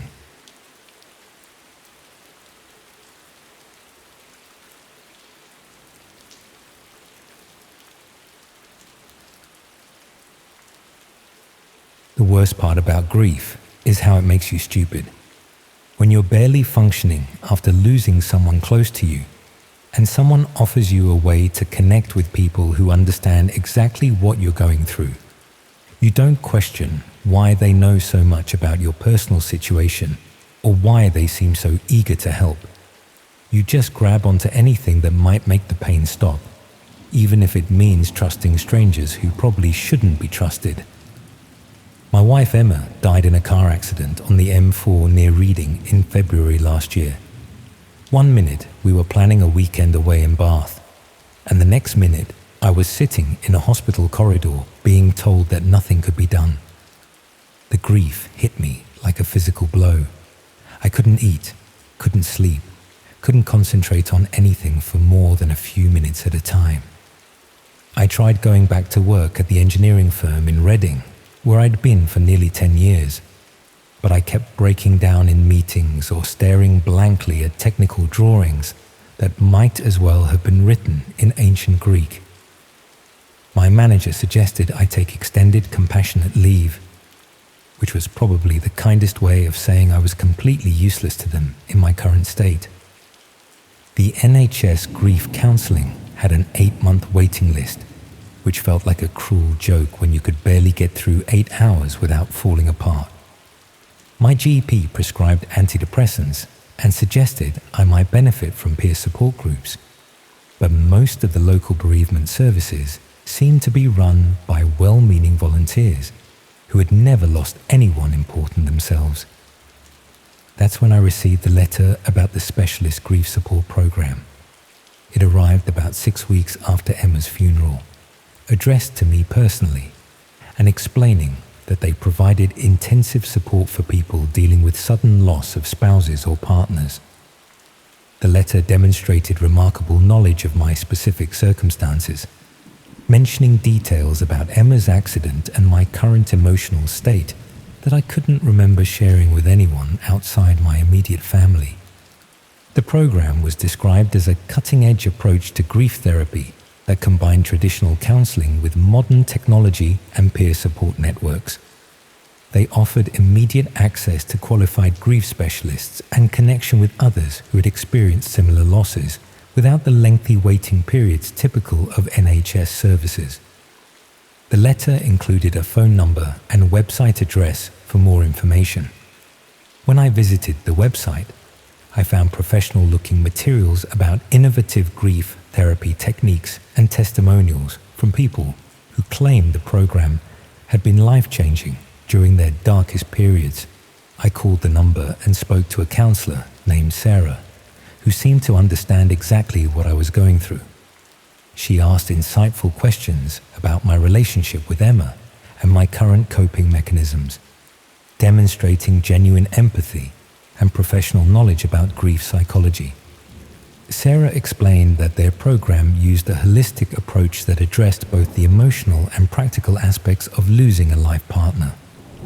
They provided individual counseling, group support sessions, and access to online communities where people could connect with others facing similar challenges. The online component was particularly appealing because it meant I could access support at any time of day or night when the grief felt overwhelming. Sarah explained that they used private platforms that provided enhanced security and privacy for participants who needed to share very personal experiences without fear of judgment or exposure. I agreed to participate in the program and was sent detailed instructions for accessing their online support communities. The setup process required downloading specialized software that would connect me to private grief support networks that weren't accessible through normal internet browsing. Sarah explained that the enhanced privacy measures were necessary because grief support required sharing extremely personal and vulnerable information. The private networks ensured that participants could communicate openly without worrying about unauthorized access to their emotional disclosures. The individual counseling sessions with Sarah were genuinely helpful. She seemed skilled at grief therapy techniques and provided practical strategies for managing the daily challenges of living without Emma. The support felt professional and compassionate, and I began to feel like I was making some progress in processing my loss. The online support communities were also beneficial initially. I connected with other people who had lost spouses in sudden accidents, and sharing experiences with people who truly understood what I was going through felt more valuable than any professional therapy I had received. However, I began noticing unusual aspects of the online communities that didn't quite fit with typical grief support services. Many participants seemed to have access to remarkably detailed personal information about each other's circumstances, including details that wouldn't normally be shared in support group settings. Some conversations included references to my daily routine, financial situation, and family relationships that I hadn't disclosed during my participation in the support communities. The level of background knowledge that other participants seemed to have about my personal life was concerning and suggested that information was being gathered from sources beyond what I had voluntarily shared. When I mentioned these observations to Sarah during our counseling sessions, she explained that effective grief support required understanding the complete context of participants' lives and circumstances. The program conducted background assessments to ensure that support recommendations were appropriate for each individual's specific situation. She assured me that all information was handled confidentially and used only to provide better therapeutic support. The comprehensive background research allowed counselors to understand factors that might be affecting grief recovery, such as financial stress or family dynamics. Around the 6th week of my participation in the program, Sarah began requesting that I help with outreach activities for other people who might benefit from their grief support services. These assignments involved identifying and contacting people in my local area who had recently experienced losses and might need professional support. The outreach work was presented as a therapeutic activity that would help with my own grief recovery by allowing me to help others facing similar challenges. Sarah explained that many people found meaning and healing through supporting others who were struggling with loss. I was provided with lists of recently bereaved people in the Reading area, along with detailed information about their circumstances and contact details. The lists included information about causes of death, family situations, and psychological profiles that seemed far too comprehensive for routine outreach activities. When I questioned how the program had obtained such detailed information about vulnerable people, Sarah explained that they worked with various healthcare and social service providers to identify individuals who might benefit from immediate grief support. The detailed profiles ensured that outreach efforts were appropriate and effective. However, the specific types of information I was being asked to gather during outreach contacts seemed designed for purposes beyond therapeutic support. I was documenting people's psychological vulnerabilities, financial circumstances, and social isolation levels in ways that could be valuable for exploitation rather than help. Some of the people I contacted during outreach activities seemed to be in extremely vulnerable situations, dealing with complex grief while managing financial difficulties, family conflicts, or health problems. The information I was gathering would be useful for identifying people who could be manipulated or taken advantage of during their most vulnerable periods. When I tried to refuse the outreach assignments, Sarah reminded me that I had been receiving valuable grief support that would normally cost hundreds of pounds through private healthcare. The program depended on participants contributing to community support activities to maintain the comprehensive services they provided. She also pointed out that I had detailed knowledge of other participants' personal circumstances and access to private support communities that contained sensitive information about vulnerable people. My involvement in the program had created ongoing responsibilities that extended beyond my individual therapy needs. Sarah began demonstrating knowledge of my daily activities and personal circumstances that she couldn't have gathered through our counseling relationship alone.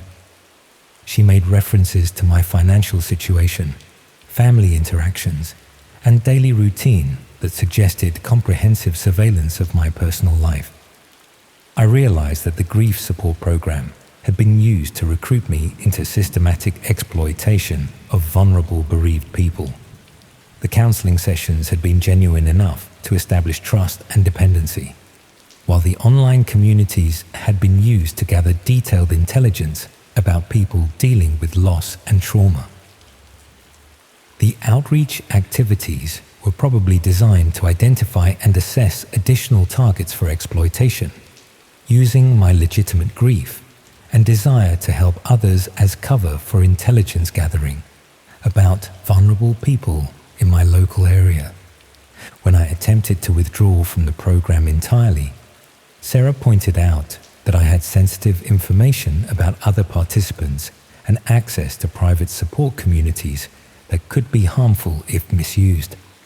My knowledge of their methods and participant details created ongoing security considerations. She also suggested that ending my therapy abruptly could be detrimental to my grief recovery, particularly given the progress I had been making and my continued vulnerability following Emma's death. The therapeutic relationship was important for my psychological stability and shouldn't be disrupted without careful consideration. The surveillance of my personal activities became more obvious after I tried to end my participation in the program. The monitoring capabilities that had been established through the online support platforms continued to track my communications and activities even after I stopped participating in group sessions.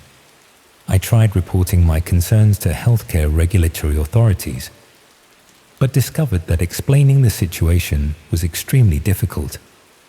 The counseling sessions had been professionally conducted. The online support could be justified as innovative therapy methods, and the outreach activities could be explained as peer support work. Sarah's organization continued to contact me for several months after I stopped participating, offering additional grief support services and occasionally sending references to my personal activities to remind me that their monitoring capabilities remained active. I never determined who was actually directing the support program or what they were using the detailed intelligence about vulnerable, bereaved people for. The systematic exploitation of people's grief and trauma, combined with sophisticated surveillance techniques disguised as therapy platforms, suggested an organization capable of extensive manipulation and fraud. What I understand now is that they had developed effective methods for exploiting people's grief to recruit unwitting participants in intelligence gathering operations targeting vulnerable, bereaved individuals. They understood how to use legitimate therapeutic relationships to establish trust while using support communities to gather comprehensive personal information about people at their most vulnerable moments. The most disturbing aspect of this experience was how my genuine need for grief support had been transformed into participation in systematic exploitation of other people dealing with similar losses. The support program had been designed to identify and recruit people whose emotional vulnerabilities could be leveraged for criminal purposes. I still receive occasional contact attempts from similar grief support organizations, offering immediate access to counseling and peer support communities for people dealing with loss and trauma. The services they describe always offer enhanced privacy through specialized platforms, always involve comprehensive background assessment, and always include peer outreach components. I decline these opportunities immediately now, but I wonder how many other grieving people have found themselves in similar situations, believing they are receiving legitimate therapeutic support while actually participating in intelligence gathering operations that exploit the vulnerability of bereaved individuals for criminal purposes.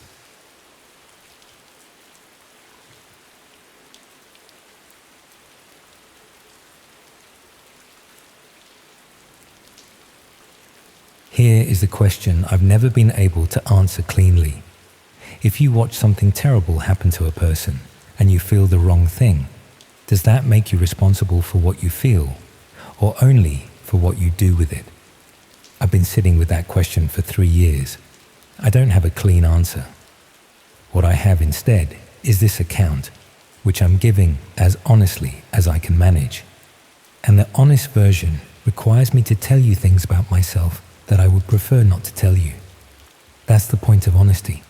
It costs you something, or it isn't honesty. My name is Stuart. I'm 46 years old. I live alone in a sandstone flat on the south side of Glasgow. 2 bedrooms, high ceilings, the kind of place that was built for a family and has gradually become an extension of a single person's interior life. Books stacked on every surface, a kitchen used seriously and well, a second bedroom that functions as a study and which nobody else has entered in about 2 years. I work as a structural engineer for a consultancy in the city centre. I am good at my job in the quiet, unremarkable way that people who have done something for 20 years without drama are good at it. Thorough, reliable, not brilliant, but not far off. I run 3 times a week. I cook from scratch most evenings. I have 2 close friends, both from university, both with families now, both of whom I see less than I'd like and more than I deserve. I should tell you about my father, not because what happened is his fault. I want to be clear about that from the beginning, because there is a version of this story that uses him as an explanation, and I don't believe in that version. But he is relevant context, so I'll give him to you plainly. He was a man who contained, for as long as I knew him, a reservoir of anger that had no consistent relationship to events. It surfaced unpredictably, with a violence that was controlled enough to avoid leaving marks anyone outside the house would notice. And it receded just as unpredictably, replaced by a version of him that was warm and funny and genuinely good company. I grew up understanding that there were 2 registers available to a man under pressure. I grew up understanding which one I preferred not to become. I have spent the better part of my adult life managing that inheritance, recognizing the anger when it appears, which is not as often as I feared when I was young, and containing it, directing it into the run, the controlled effort of physical exertion, the clean problem-solving of structural engineering where the forces are calculable and the tolerances are known. I am not my father. I know that, but I also know that I am not as far from him as I'd like, and the distance requires maintenance. And there have been periods of my life when the maintenance has felt effortful in ways I haven't admitted to anyone. I was in one of those periods when I found the site. The divorce had been finalized 8 months earlier. I don't want to dwell on it, partly because it isn't the point, and partly partly because the reasons for it reflect poorly enough on me that the relevant facts can be stated briefly. Karen and I were together for 11 years and married for 7. We didn't have children, which was a source of grief for her, and an ambivalence I handled badly by avoiding the conversation for too long. The marriage ended because I was emotionally unavailable in ways I understood too late, and because the unavailability had, over years, produced in Karen a loneliness she'd finally decided she didn't have to sustain. She was right about all of it. The anger I felt about the divorce was directed, accurately, inward, which is the healthiest direction for it, and also the most corrosive over time. I was managing. That's the word I keep using for the periods in my life when I'm functioning without flourishing, and it applied here. Work was fine. The runs were longer than usual. I was cooking elaborate meals for one and reading a great deal and seeing my friends occasionally, and by any external measure, I was fine. I was getting through it. I was doing what people do when a significant part of their life ends and they have to reorganize around the space it leaves. The site appeared in my life the way these things apparently always do, through a chain of connections that each seemed innocuous and which I've retraced many times since without finding the individual link that should have stopped me. A forum I used for engineering discussion had a thread about digital privacy that referenced a broader conversation happening elsewhere. That conversation was happening on a platform I hadn't used before, and the platform had, among its many channels, a section given over to discussions of online content that existed at the edges of legality. I read that section the way you read things you've stumbled into, with the half attention of someone who expects to find nothing and is half hoping to be proved right. I wasn't proved right. The references in that section to a specific category of site were oblique enough that I had to piece together what was being described from context and implication, rather than explicit statement. When I understood what was being described, I closed the application and made dinner, and ran 8 miles the following morning and told myself I was done with it. I went back 4 days later. I want to stop here because what comes next requires me to be honest about something I have not been fully honest about, even with myself, until I sat down to write this. When I went back, it wasn't purely out of morbid curiosity. That's the comfortable version, and it has the advantage of being partially true. But it isn't the whole truth. The whole truth is that in the weeks after the divorce was finalized, in the period of managed functioning and long runs and elaborate solitary meals, I'd become aware of something in myself, that the maintenance I mentioned earlier was doing less to contain than usual. A pressure without a specific object, an anger that had turned during those months slightly abstract, no longer directed at myself for the failure of the marriage, not directed at Karen, not directed at any identifiable thing, just present, a low-level force looking for somewhere to resolve.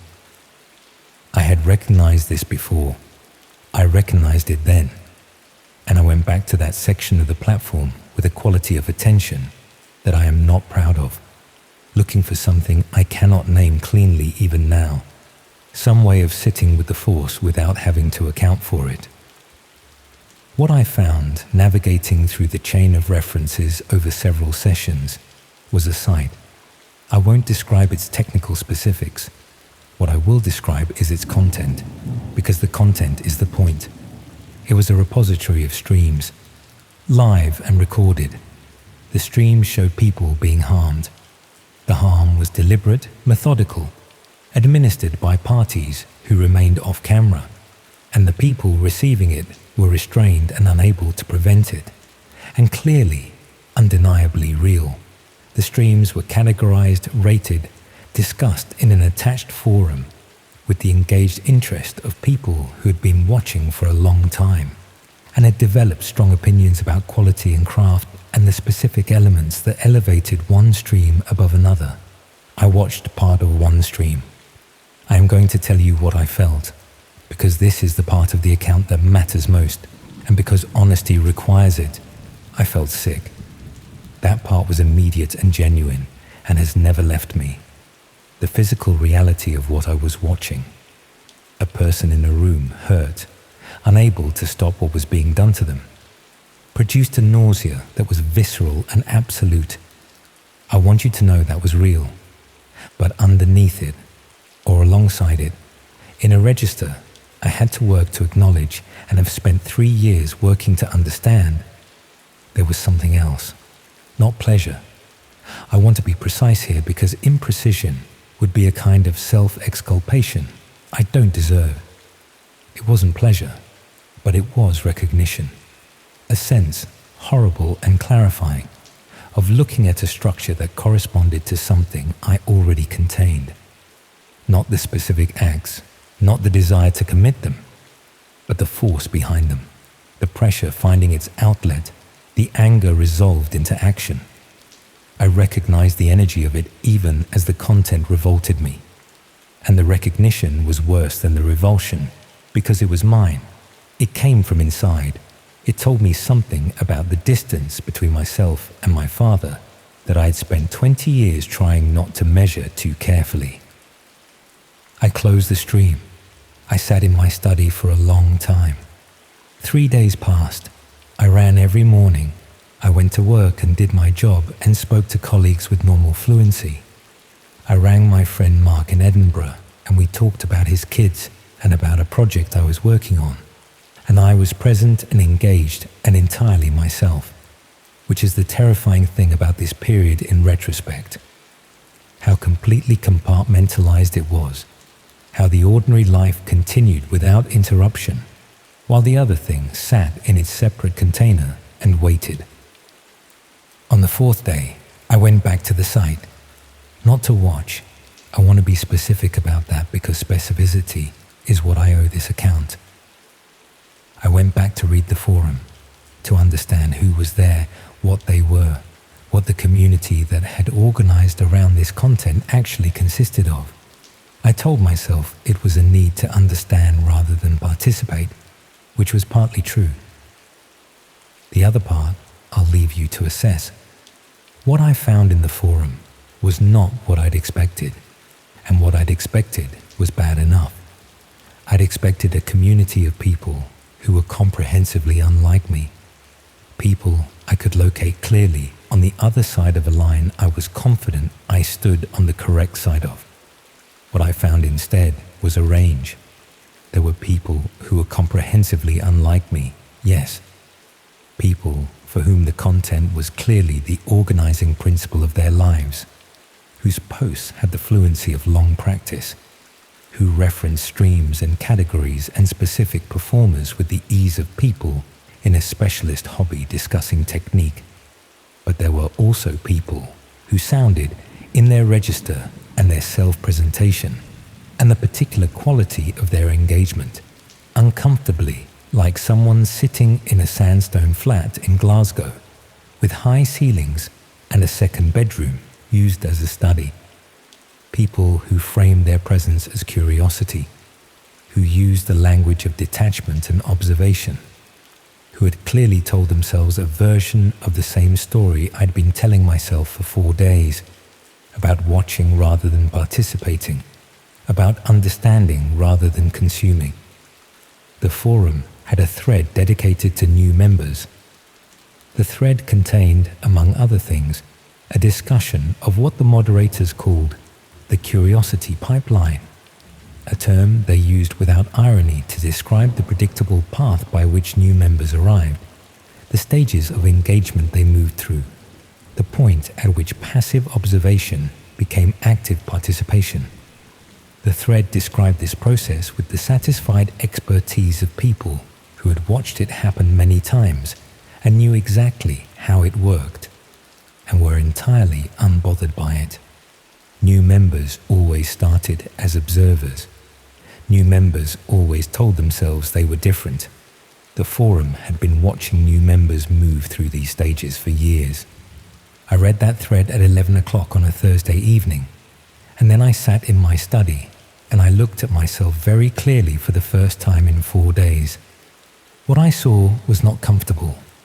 I saw a man who had gone back twice, who had watched part of a stream and felt something he didn't want to name and gone back anyway, and then again, and who was now reading a forum's clinical description of his own behavior as a known and predictable pattern, a pipeline, a process they had watched repeat itself in person after person until it had become so familiar it could be discussed as a category rather than an individual failing. I saw the distance from my father, and I saw that it was measurable, and I did not like the measurement. I rang the police the following morning, not the emergency line, the non-emergency number, and then I was transferred twice, and eventually I spoke to someone from a unit that dealt specifically with online serious harm, a man who was professional and thorough and who asked me to walk him through everything I'd seen and where I'd seen it without asking me, at any point, to characterize what my own engagement with it had been. I gave him the site, the forum, the stream I'd watched, the chain of platforms that had led me there. I answered his questions for 40 minutes. He told me the site was known to them and that the information I'd provided was useful. He told me what the process would be from that point. He did not tell me what would happen to the people in those streams, and I didn't ask, because I already knew the honest answer was that it depended, that these investigations were long and complex, and the outcomes were uncertain, and I needed to make the call regardless of what the outcome was going to be.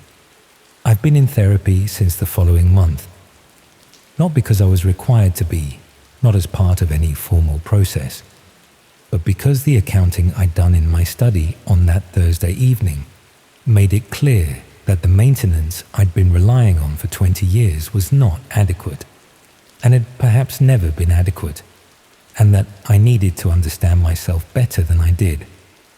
The therapy has been difficult and useful in the way that difficult things are useful. I've talked about my father more in the past 3 years than in the preceding 43. I've talked about the anger and what it is and where it comes from and what it is not. It is not a desire to harm.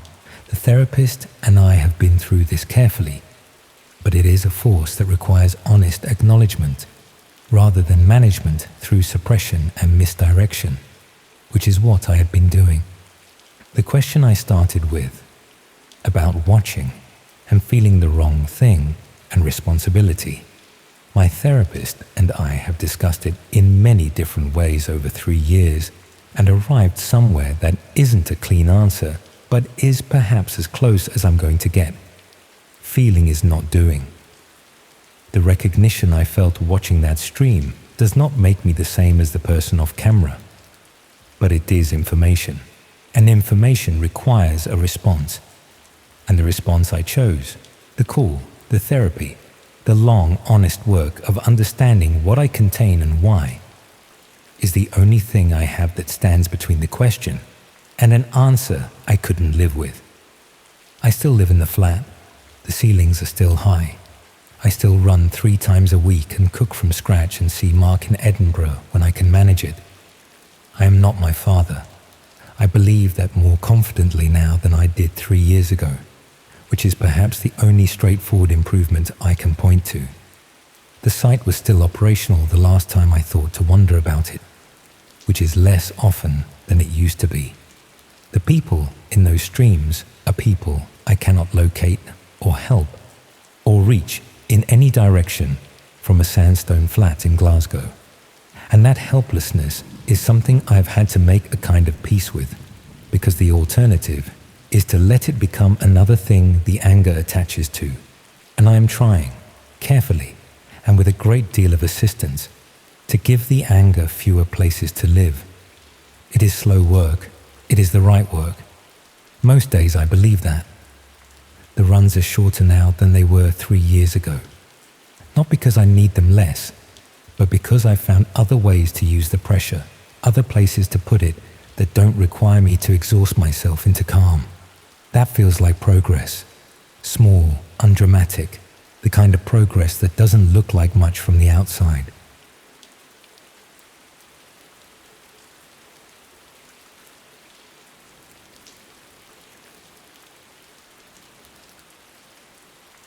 Imagine losing your job on a Tuesday and finding something that changes your entire understanding of human nature by the following weekend.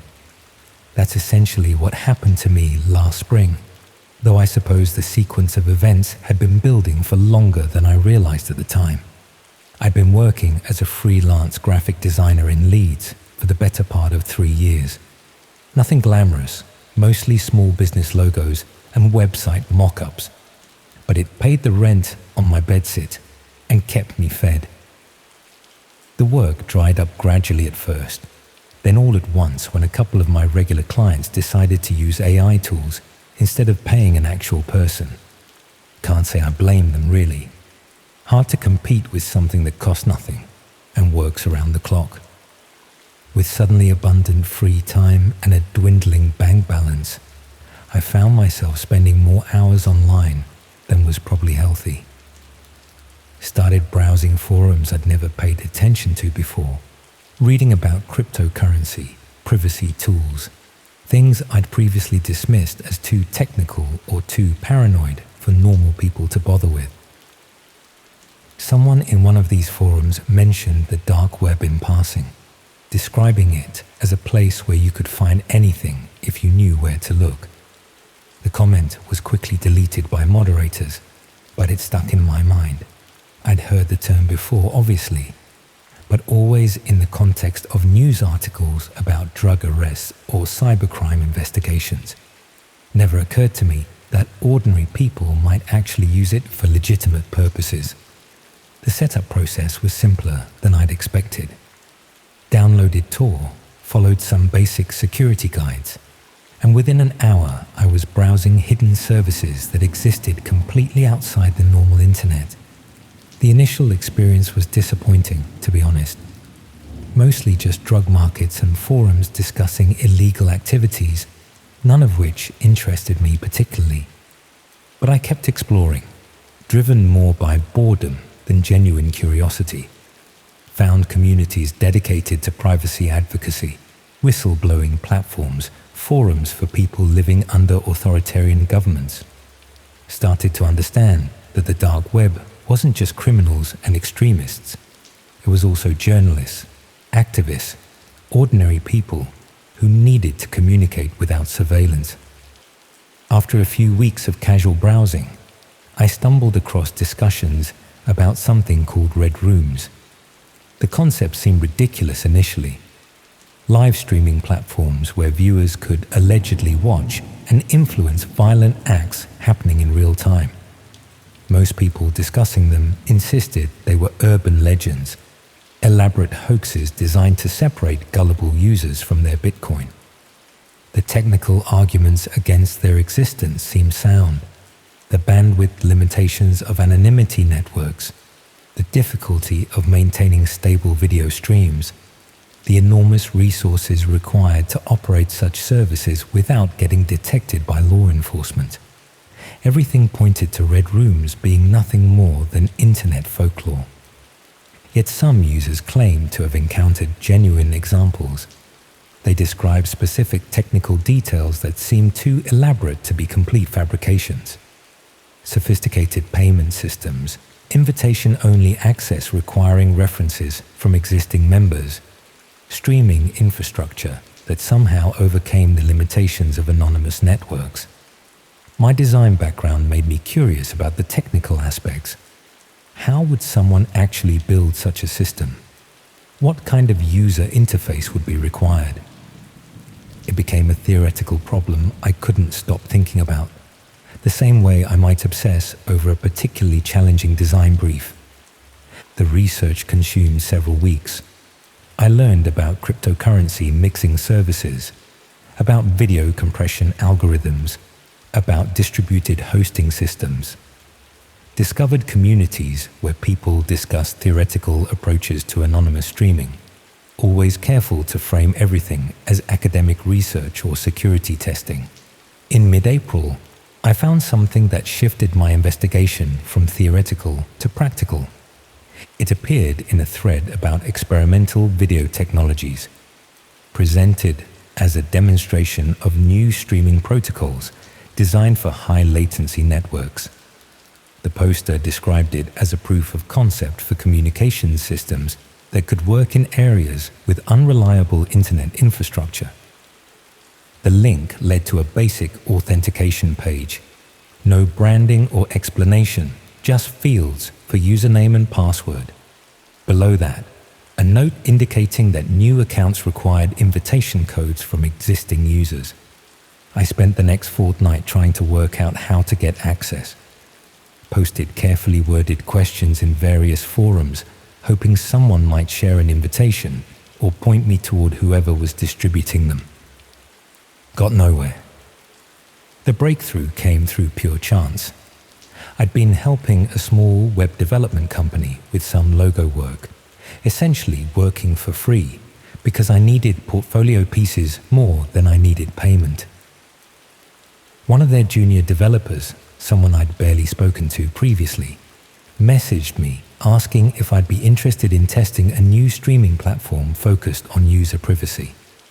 The timing seemed suspicious, but I accepted anyway. The authentication process was more complex than I'd anticipated. Beyond basic login credentials, the system required verification through a mobile application that generated time-sensitive codes. Reminded me of online banking security, the kind of multi-factor authentication used by financial institutions. When I finally gained access, the interface was surprisingly polished. Professional design, intuitive navigation, clean typography. Looked like any mainstream streaming service, the sort of platform you might use to watch films or television programs.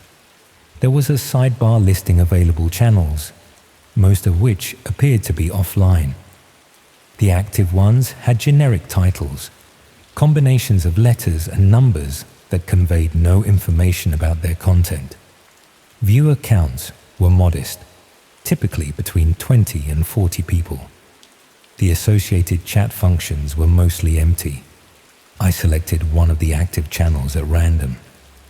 The video quality was poor, as expected through anonymous networks.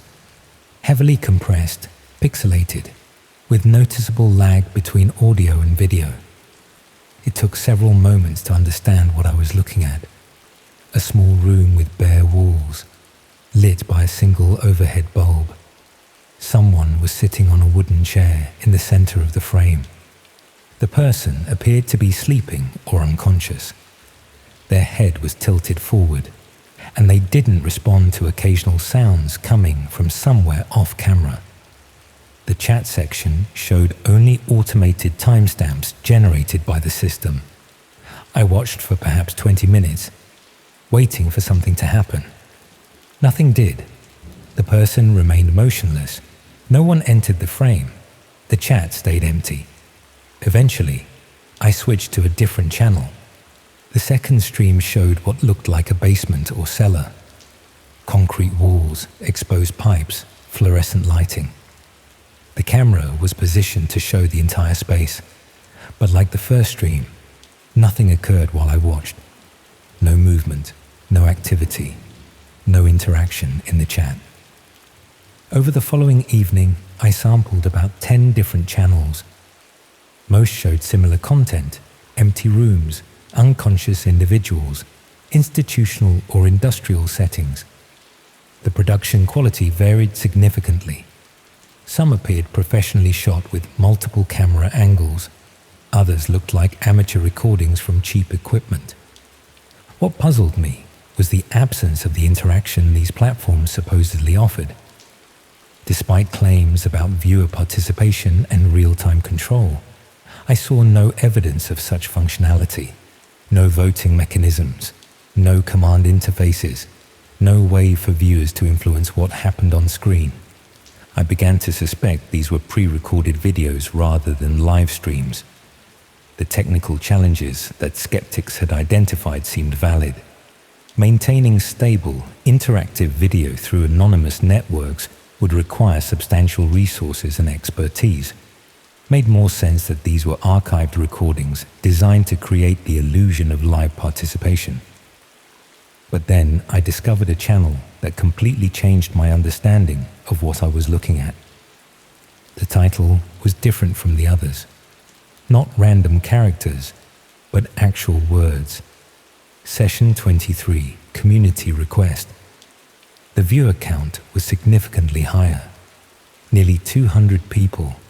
The chat section showed constant activity, messages appearing faster than I could read them. The video showed a residential setting. Someone's kitchen, complete with appliances, crockery, personal items scattered about. Looked like any working-class British home, the kind of place where normal people lived normal lives. A woman sat at the kitchen table, facing the camera. Unlike the unconscious subjects in other streams, she was alert and aware, making direct eye contact with the lens. She appeared frightened, but not panicked, as if she understood her situation but hadn't completely given up hope. The chat exploded with messages, numbers, single words, brief phrases in multiple languages. Most were in English, but I recognized fragments of German, French, what might have been Russian. The messages appeared to follow some sort of pattern or structure, though I couldn't decipher what it meant. That's when I noticed something that made everything else irrelevant. One of the chat messages included a timestamp that matched exactly what was showing on my computer. Not approximately, precisely, down to the second. This wasn't a recording. This was happening right now. A man entered the frame from behind the camera. He was wearing ordinary clothes, jeans, a dark jumper, nothing distinctive or threatening about his appearance. He approached the woman and placed a mobile phone on the table in front of her. She picked up the phone and appeared to read something on the screen. Her expression shifted from fearful to genuinely terrified. She started to stand up, but the man placed his hand on her shoulder, not violently but firmly enough to guide her back into the chair. The chat messages became more frequent and specific. I started to understand that they weren't just comments. They were instructions. The numbers corresponded to actions or locations. The brief phrases were commands for what should happen next. The viewers weren't just watching. They were directing the entire situation. The woman looked directly at the camera again, and I realized she could see the viewer count. She knew exactly how many people were watching, knew that we were all participating in whatever was about to happen to her. Her eyes held a kind of desperate appeal that I'd never seen in any film or television program. I closed the browser immediately and shut down my computer. For the better part of a week, I avoided going online except for essential tasks. Told myself it had been an elaborate performance, a piece of interactive theater designed to disturb people who'd stumbled into spaces they shouldn't have been exploring. The production values had been too professional, the technical execution too smooth for something genuinely criminal. But I couldn't stop thinking about that timestamp, the perfect synchronization between the chat and my system clock, the way the woman had looked through the camera, as if she could see directly to the people controlling what happened to her. Eventually, I started checking local news websites, missing persons reports, unexplained incidents, anything that might relate to what I'd witnessed. Found nothing, which should have been reassuring but somehow made me more uneasy. I never returned to that platform. Uninstalled Tor, deleted everything related to my dark web browsing, reformatted my hard drive twice, changed my passwords, closed the email account I'd been using, even moved to a different flat across town. But moving doesn't change what you know, and the questions followed me to the new address. Had I witnessed something real, or had I been the subject of an elaborate psychological experiment? How do you verify something that exists entirely outside official channels? that leaves no trace in the legitimate world. That was 7 months ago. I eventually found new work, doing design projects for local businesses again. Tried to return to something resembling a normal routine. But sometimes, usually late at night, when I'm working on a project, I'll notice the time display on my computer and remember that moment of perfect synchronization. The worst part isn't wondering whether what I saw was genuine. The worst part is knowing that somewhere, right now, other people are watching similar streams, participating in similar situations, directing what happens to people whose faces they'll carry with them forever. And sometimes I wonder if my name is recorded somewhere, whether there's a database of everyone who accessed that platform, everyone who watched what I watched, everyone who closed their browsers when things became too real, whether someone, somewhere, is keeping track of witnesses. I've become considerably more careful about online security since then. Use VPNs for everything, monitor my network traffic, maintain operational security practices that most graphic designers have no reason to need.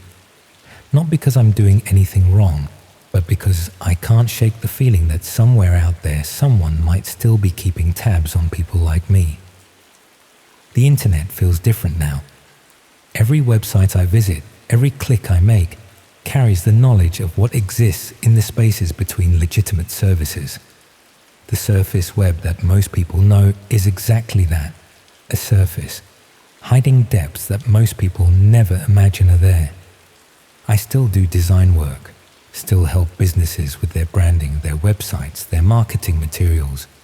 But now, I understand that the threats people face online aren't just technical or financial, they're human. And the people who operate in those hidden spaces have resources and motivations that go far beyond what most of us can comprehend. Sometimes I get emails from technology companies, requests to test new platforms or privacy tools. I delete them without reading past the subject line.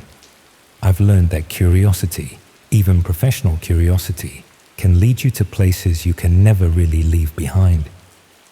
The woman in that kitchen is somewhere right now, either living with the memory of what happened after I closed my browser, or not living at all. I'll never know which, and that uncertainty has become a constant companion, following me through every ordinary day of my ordinary life. That's the real horror of these systems. Not the violence or the voyeurism, but the way they create witnesses who can never speak about what they've seen. People who carry knowledge they can't share, bound by complicity they never intended to accept. I've never told anyone about this. Not friends, not family, not the authorities. What would I say? That I found something on the dark web that might have been real? That I watched something terrible happen and then ran away? But I'm telling you now, and I'm not sure why. Maybe because keeping it secret has become its own kind of prison. Maybe because sharing it might somehow make it less real, less immediate, less present in my thoughts.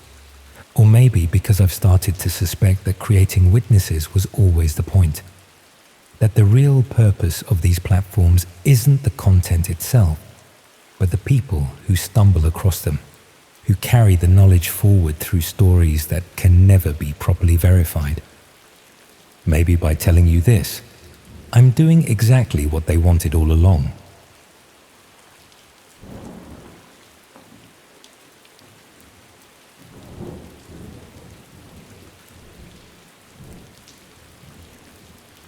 I don't really know how to start this without it sounding strange, so I'm just going to start where it actually began, which is a lot more boring than you'd expect. Nothing dramatic kicked it off. No warning signs, no big decision. It started because I was bored, and because I had too much time on my hands, and because I didn't think any of it mattered. At the time, I was working from home full time. I'd been doing that for a while, long enough that the days had started to blur together in a way that's hard to notice until it's already happened. I'd wake up around 9, sometimes later, make coffee in the same mug I'd used the day before, still sitting unwashed by the sink, sit at my desk in yesterday's t-shirt and the joggers I'd slept in, write words I didn't care about for people I'd never meet about products I'd never use, close the laptop around 6, eat something microwaved while watching whatever Netflix suggested, go to bed, do it all again. Sometimes I'd realize it was Thursday and I still felt like the week hadn't properly started. Sometimes I'd go 3 days without speaking to another person out loud and only notice when my voice came out strange and croaky when I finally answered a work call. I worked in marketing, copywriting mostly, product descriptions, emails, landing pages, the kind of work that sounds creative until you're actually doing it. And then you realize it's just filling in the same template over and over with slightly different words. I wrote about kitchen appliances for a living, blenders, air fryers, coffee machines. There's only so many ways you can describe a blender before your brain starts to rot a little, before you catch yourself staring at the screen, trying to think of a synonym for powerful that you haven't already used twice in the same paragraph. I've been doing it for about 3 years, living alone in a 1-bedroom flat in Bristol that I'd stopped decorating after the first month. The walls were still that builder's beige. I had a sofa I'd bought second-hand that smelled faintly of someone else's life, a bed, a desk, a television. That was about it. I kept meaning to hang pictures or buy a plant or do something to make it feel less temporary, but I never got around to it. After a while, I stopped noticing. I didn't really notice how empty things felt until there was nothing left to distract me from it. My girlfriend had left about 6 months earlier, Claire. We'd been together for 2 years, living together for 1. She'd tried talking to me about it several times before she actually went. Said I'd become distant. Said I never wanted to do anything anymore. Said it felt like I'd checked out of my own life and was just waiting for something to happen. I remember nodding along, not really disagreeing, but not really doing anything about it either. When she finally packed her things, I helped her carry boxes down to her car. We hugged. She cried. I didn't. I went back upstairs and felt relieved that I didn't have to pretend to be present anymore. I told myself I'd feel worse about it eventually. I never did. One evening, sometime in late October, I was supposed to be finishing a deadline, a product launch for a new range of food processors. 1,500 words about 6 different models that were basically identical except for the color and the number of attachments. I'd written maybe 200 words in 4 hours. Instead, I was doing what I'd been doing more and more often, which was clicking around online without any real purpose. Articles, videos, forums, anything to avoid actually working. I'd start reading something about one topic and end up somewhere completely different 20 minutes later, without any clear memory of how I'd gotten there. Reddit threads about missing persons cases, YouTube videos about abandoned buildings, Wikipedia articles about cults, that sort of thing. Nothing out of the ordinary, just the usual internet rabbit hole. Somewhere along the line, I ended up reading an article about the dark web. I'd heard of it before, obviously, everyone had, but I'd never really thought about it beyond the vague sense that it was where illegal things happened. A digital underworld full of hitmen and hackers and things normal people didn't need to worry about. What struck me about this particular article was how unexciting it made the whole thing sound. It wasn't one of those sensational scare pieces you see shared on Facebook with headlines like, "What your kids are really doing online." It was technical, dry even. Written by someone who clearly knew what they were talking about and didn't feel the need to dress it up. It talked about privacy, about journalists in dangerous countries, about whistleblowers and activists and people who needed to communicate without being monitored. It mentioned the illegal marketplaces, the stuff everyone thinks about, but almost in passing, like they were an unfortunate side effect rather than the main attraction. The article kept stressing that most of it was dull. Forums full of technical discussions, lots of broken links, lots of text-heavy pages that looked like they'd been designed in 1998. I remember feeling oddly disappointed by that. I think I'd built it up in my head as this forbidden, dangerous place, all black screens and green text and shadowy figures doing shadowy things. Being told it was mostly boring felt like someone had taken the mystery out of it, like finding out that a magic trick was just mirrors and fishing wire. And instead of that putting me off, it did the opposite. It made me curious. I told myself I just wanted to see it. That was all. I wasn't looking for anything specific. I didn't have some secret interest I was hiding from myself. I just wanted to know what it actually looked like, the same way you might want to look at a building you'd only ever heard described. I'm not going to explain how I accessed it. Not because it was difficult, it wasn't, but because that's not really the point of this. The point is that within about 20 minutes of downloading the right browser and finding a working link, I was looking at a plain page full of links with vague names that didn't really tell you what you were clicking on. Free speech forum, library archive, privacy discussion, that sort of thing. At first, it was exactly as boring as the article had promised. Forums full of technical discussions about encryption and servers and things I barely understood. Long walls of text written by people who clearly spent a lot of time online and had strong opinions about things I'd never thought about. I clicked through a few, read a bit, clicked back, felt a bit stupid for expecting more, like I'd fallen for my own imagination. Then, almost by accident, I stumbled onto one of the marketplaces. If I hadn't known what it was, I genuinely might not have thought twice about it. It looked like a normal shopping site. Clean layout, white background, categories down the left side, a search bar at the top, little thumbnail images next to each listing. For a second, I thought I'd clicked on the wrong link and ended up back on the regular internet. Then I started reading the category names and the listings. I'm not going to describe what was on there in detail. I think you can imagine. Drugs, mainly. Pages and pages of them. Organized by type, with prices in Bitcoin and user reviews like it was Amazon. But there was other stuff too. Forged documents, hacked accounts, electronics that were probably stolen. Even some things I didn't understand at all, coded in ways that seemed deliberately obscure. I didn't linger on any of it. I wasn't interested in buying anything. I wasn't even tempted. I was just looking, in the same detached way you look at something you know you shouldn't be paying attention to, like watching footage of an accident or reading about a crime. What stuck with me, though, weren't the obvious listings.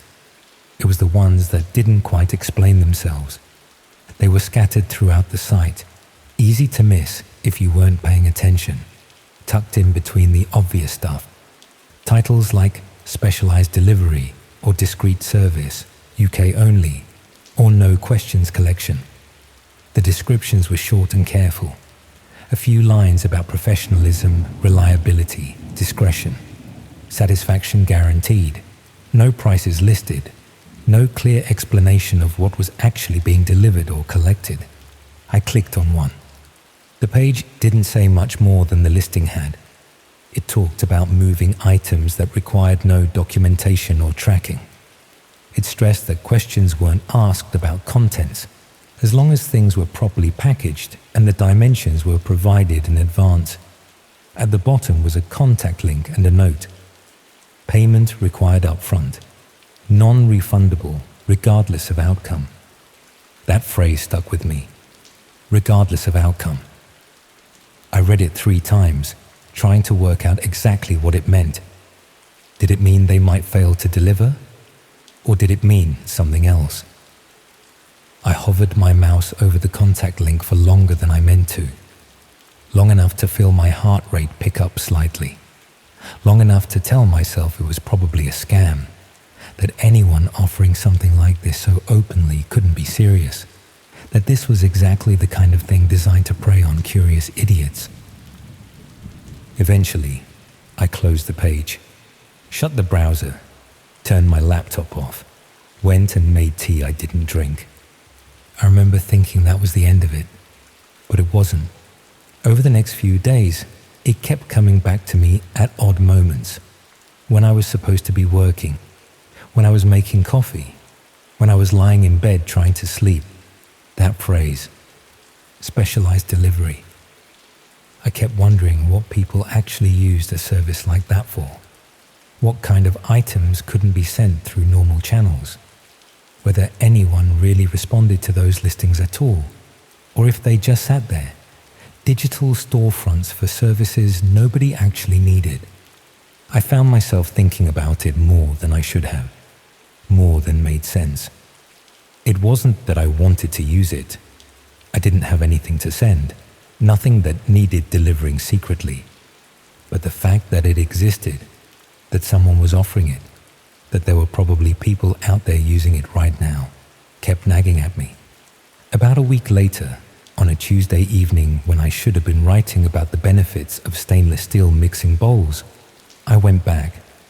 I told myself I was just going to look again, that I wouldn't click anything, that I'd just have another browse, satisfy my curiosity, and then leave it alone for good.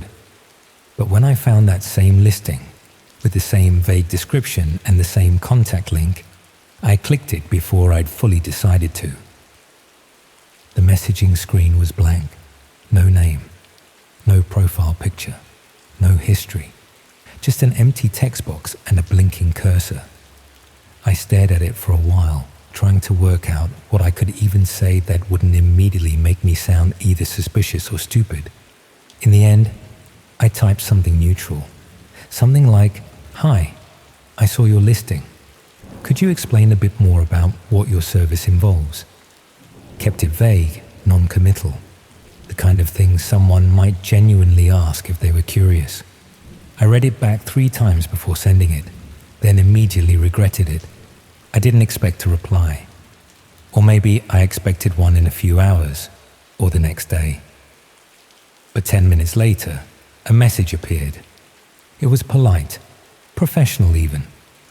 The kind of tone you'd get from a customer service rep at a legitimate business. It explained that they provided courier services for items requiring discretion, that they operated mainly in the south of England and Wales, and that payment was required upfront via cryptocurrency and was non-refundable regardless of outcome. There it was again, that phrase. I stared at the message for a long time. My hands were shaking slightly, though I couldn't have told you why. I hadn't done anything wrong. I was just asking questions. But something about the calm professionalism of the response made it feel more real than I'd expected. I should have stopped there. I know that now. But instead, I asked another question. I asked what kind of items they usually handled. The response came faster this time. They said they didn't ask about contents, only size and weight. They said items had to be appropriately packaged, properly sealed, and ready for collection. That was it. Nothing more. I asked if there were restrictions on what could be sent. They replied, as long as items are packaged appropriately and dimensions are provided, no questions are asked. I read that several times. No questions are asked. It was the kind of phrase that sounded reassuring, but felt wrong the more you thought about it.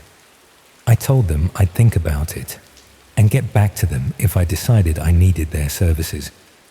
They said that was fine, to reach out anytime. And then the conversation ended. No pressure, no follow-up, no attempt to convince me. Just silence. I closed the laptop and sat in the dark for a while. I wish I'd left it there. Instead, over the next week, I started looking for more listings like it, and I found them. Not hundreds, but enough to make it clear this wasn't some one-off amateur operation. Different sellers, different regions, but all offering essentially the same thing: discreet collection and delivery. No questions asked. Some even had reviews, though they were always short and coded. Reliable service. Delivered as promised. No issues encountered. The kind of feedback that told you nothing and everything at the same time. I spent hours reading them, clicking through profiles, trying to piece together how it all worked. Who were these people? Were they just couriers willing to look the other way? Or something else? And who was using them? What were they moving that couldn't go through Royal Mail or DPD? I started imagining scenarios. Drugs seemed too obvious. Why would you need this when the whole marketplace was full of dealers who shipped things themselves? Stolen goods, maybe. Things too hot to fence normally. Or maybe it was legitimate things that people just wanted kept private. Documents, money. I didn't know. And then I did something I still struggle to explain properly. I created a listing of my own. If you'd asked me at the time why I was doing it, I don't think I could have given you a straight answer. Part of me wanted to see if anyone would actually respond. Part of me wanted to prove to myself it was all nonsense, that these were just scammers posting fake listings to steal Bitcoin from idiots like me. Mostly, I think I just liked the feeling of stepping into something different from my actual life, of doing something that felt like it mattered, even if it didn't. I spent almost an hour writing it, deleted it, rewrote it, tried to match the tone of the other listings I'd seen, vague but professional, enough detail to sound legitimate without actually saying anything concrete. In the end, I settled on something simple. Item collection required. Bristol area.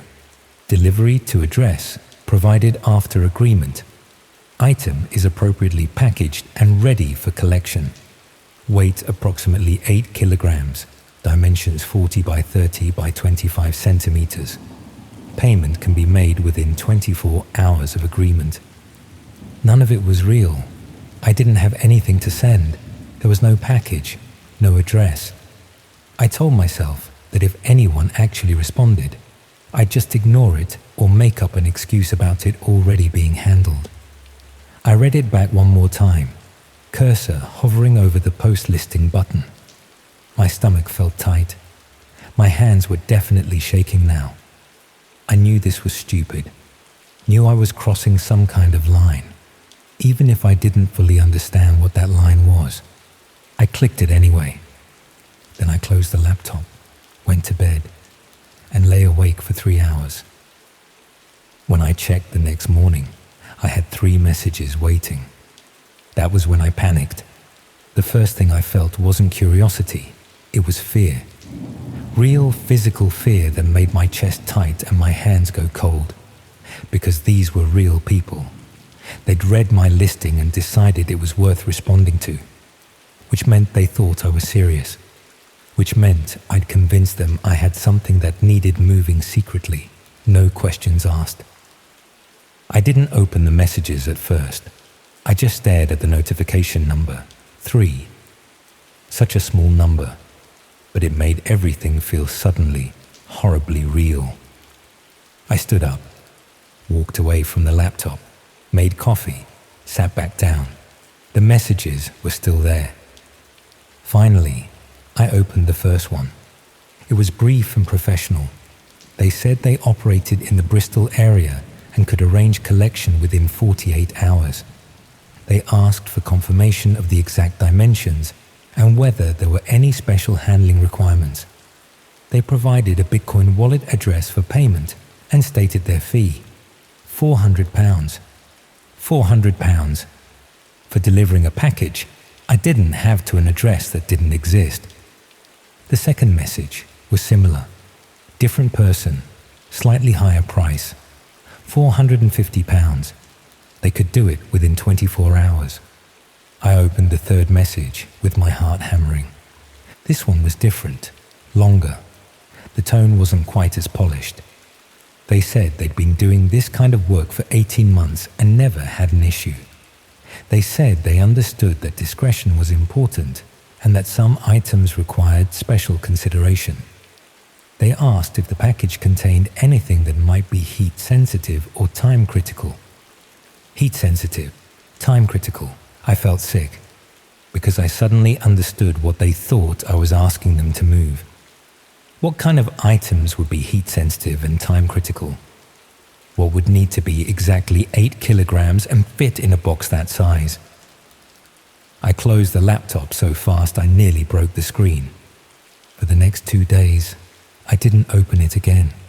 I didn't check the messages.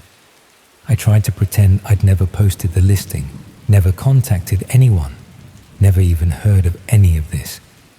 I did my actual work, wrote bland sentences about kitchen appliances, ordered takeaway, watched television, and tried very hard not to think about the 3 messages sitting in my inbox. But on the 3rd day, I checked again. There were 7 messages now, and one of them said, "Still available. Can collect tonight if needed."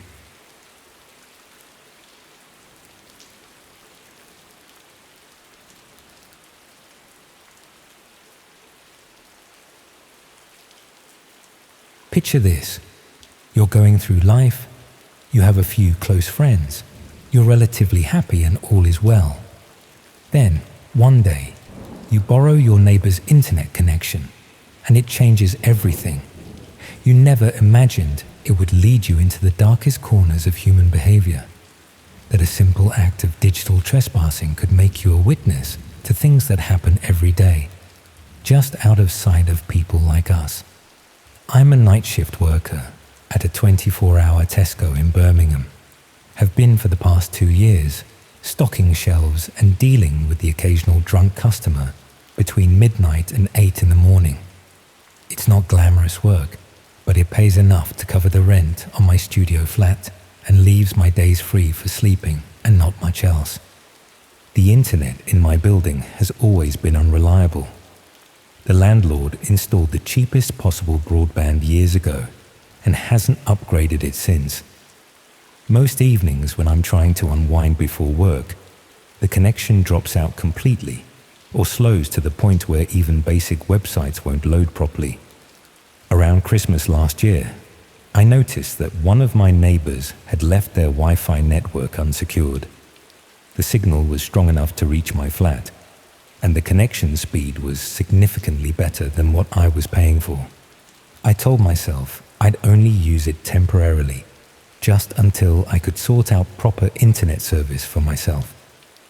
The network was called Deep Access 01, which seemed like an odd name for a home connection, but I didn't think much of it at the time. People choose strange names for their networks. I've seen everything from FBI surveillance van to pretty fly for a Wi-Fi in my building. For several weeks, everything worked perfectly. Better than perfectly, actually. The connection was faster and more stable than any internet service I'd ever used. I could stream videos without buffering, download files in seconds, browse multiple websites simultaneously without any noticeable slowdown. It was during one of these late-night browsing sessions that I first encountered something unusual. I was looking through Reddit, jumping between different communities, when I clicked on a link that seemed to take longer than usual to load. When the page finally appeared, it wasn't what I'd expected. Instead of the typical Reddit interface, I was looking at what appeared to be a directory listing. Rows of folders and files with cryptic names organized by date and time. It looked like the back end of a website, the kind of administrative interface that normal users aren't supposed to see. I assumed I'd clicked on a broken link or encountered some sort of server error, tried refreshing the page, but got a different view of the same type of directory structure. Different files, different folders, but the same basic layout. Most of the folder names were meaningless combinations of letters and numbers, but a few had descriptions that caught my attention.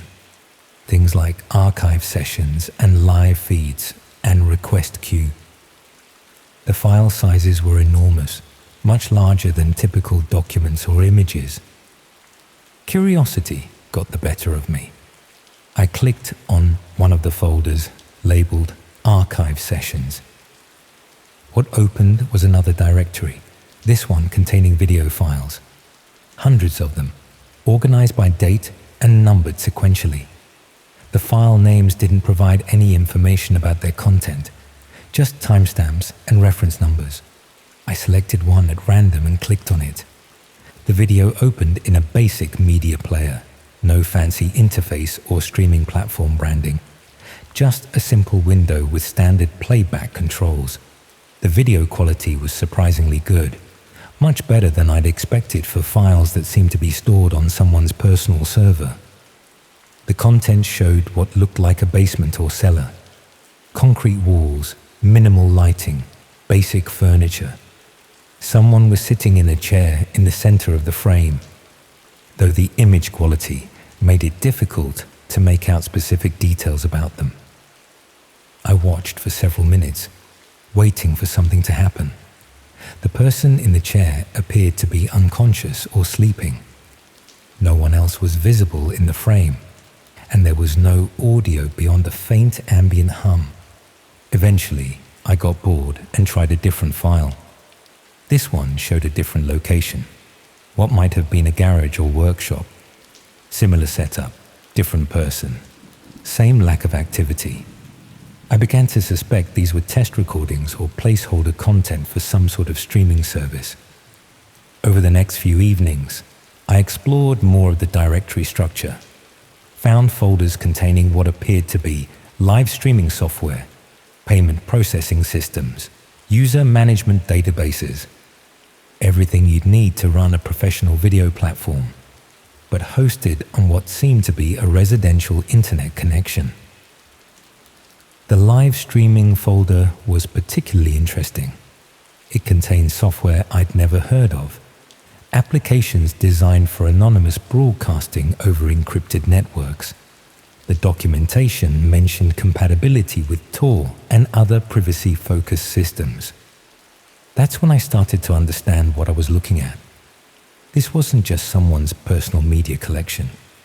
This was the infrastructure for a dark web streaming service, the kind of platform I'd read about in forums, but assumed were mostly urban legends.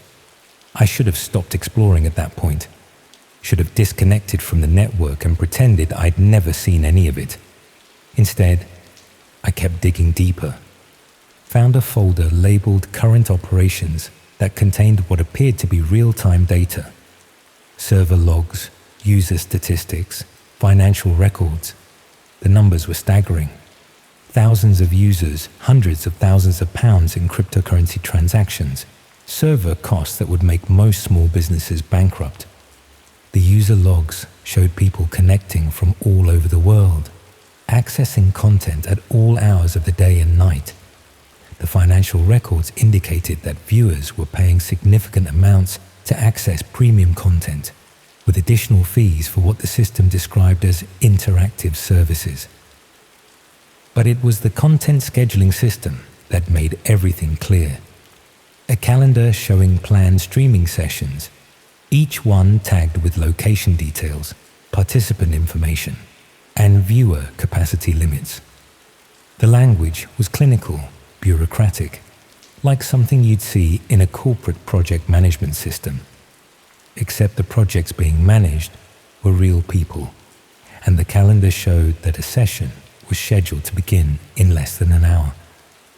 I found the live streaming interface and accessed it using credentials I discovered in one of the configuration files.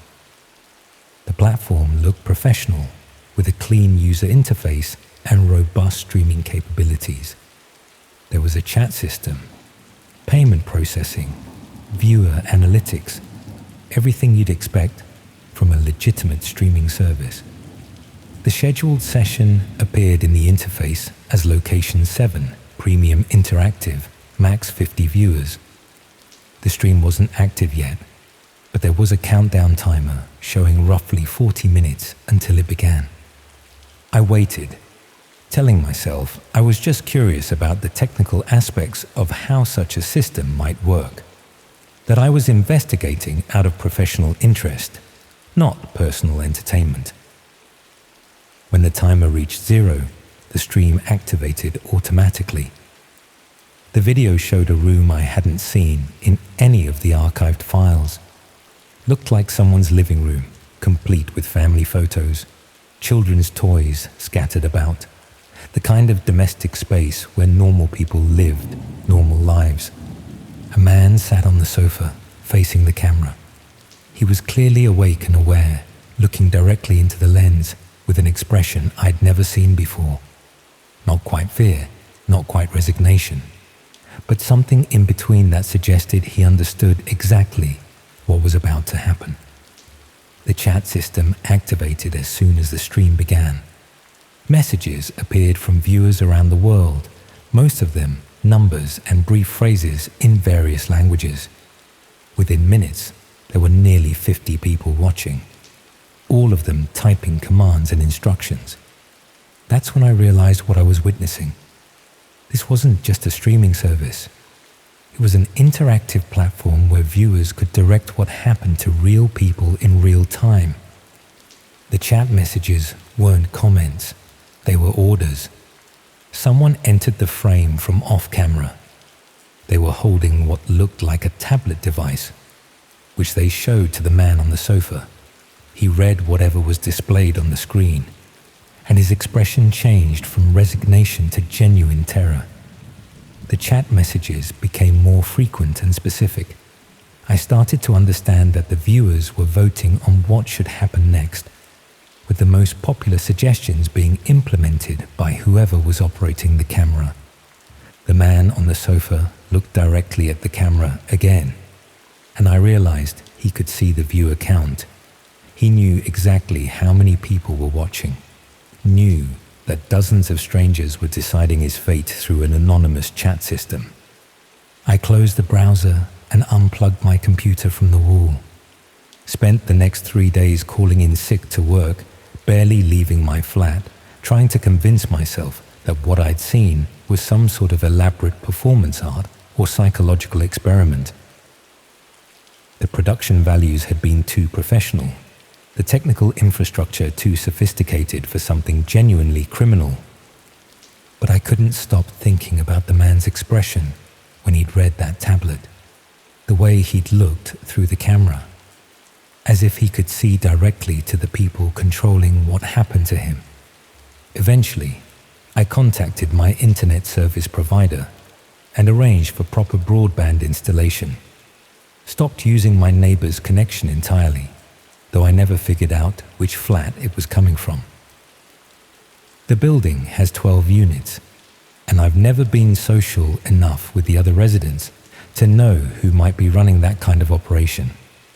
I moved out 2 months later, found a different flat across town, told myself it was for completely unrelated reasons, better neighborhood, shorter commute to work, that sort of thing. But moving doesn't change what you know, and the questions followed me to the new address. Had I witnessed something real, or had I stumbled across an elaborate piece of interactive fiction? How do you verify something that exists entirely in the shadows, that leaves no trace in the legitimate world? That was nearly a year ago. I still work the night shift at Tesco, still live alone in a studio flat, still spend my evenings browsing the internet before work. But I've become much more careful about which networks I connect to, which links I click, which rabbit holes I'm willing to explore. Sometimes, usually when I'm stocking shelves during the quiet hours between 3 and 5 in the morning, I'll think about that countdown timer, about the professionalism of that streaming platform, the sophistication of the user interface, the global audience participating in real-time decision-making. The worst part isn't wondering whether what I saw was genuine. The worst part is knowing that somewhere right now, similar platforms are operating with similar audiences. And people like that man on the sofa are looking into cameras just like that one. And sometimes I wonder if my access to that network was really accidental. Whether someone in my building noticed my internet usage patterns and deliberately left their connection unsecured, knowing that someone like me would eventually find what they wanted me to find. Whether I was supposed to discover that platform, supposed to witness what I witnessed, supposed to carry that knowledge forward into my ordinary life as a night shift worker in Birmingham. I've never told anyone about this. Not colleagues, not friends, not the authorities. What would I say? That I used someone else's Wi-Fi and found something that might have been real? That I watched something terrible happen and then disconnected? But I'm telling you now, and I'm not entirely sure why. Maybe because the weight of keeping it secret has become too much. Maybe because sharing it might somehow make it less real, less immediate, less present in my thoughts during those quiet hours at work. Or maybe because I've started to suspect that creating witnesses was always the point. That platforms like that don't just exist to serve their paying customers, but to generate people like me who carry the knowledge of what's possible in the spaces between legitimate internet services. People who understand that the surface web is exactly that, a surface, concealing activities that most people never imagine are happening, right alongside their Netflix subscriptions and social media feeds. Maybe by telling you this, I'm doing exactly what whoever runs Deep Access, 01, intended from the beginning. Maybe that's how these things spread and survive, through stories told by people who stumbled across them accidentally and can never quite forget what they saw. Maybe the real product isn't the streams themselves, but witnesses like me who carry the knowledge forward, who plant seeds of awareness in the minds of people who might otherwise never imagine such things exist. I still live in the same city, still work the same shifts, still browse the internet during my free time. But I've never again seen a network called Deep Access 01, and I've never again found directory structures like the ones I explored that winter. Sometimes I wonder if they're still operating from somewhere in my old building, still running streams for global audiences, still creating new witnesses who will carry their own versions of this story forward. And sometimes, late at night, when I'm alone with my computer, I catch myself looking for unsecured networks, wondering what I might find if I started exploring again. That's perhaps the most disturbing part of all. Not the horror of what I witnessed, but the lingering curiosity about what else might be out there, just a few clicks away from the ordinary internet that most people think they know.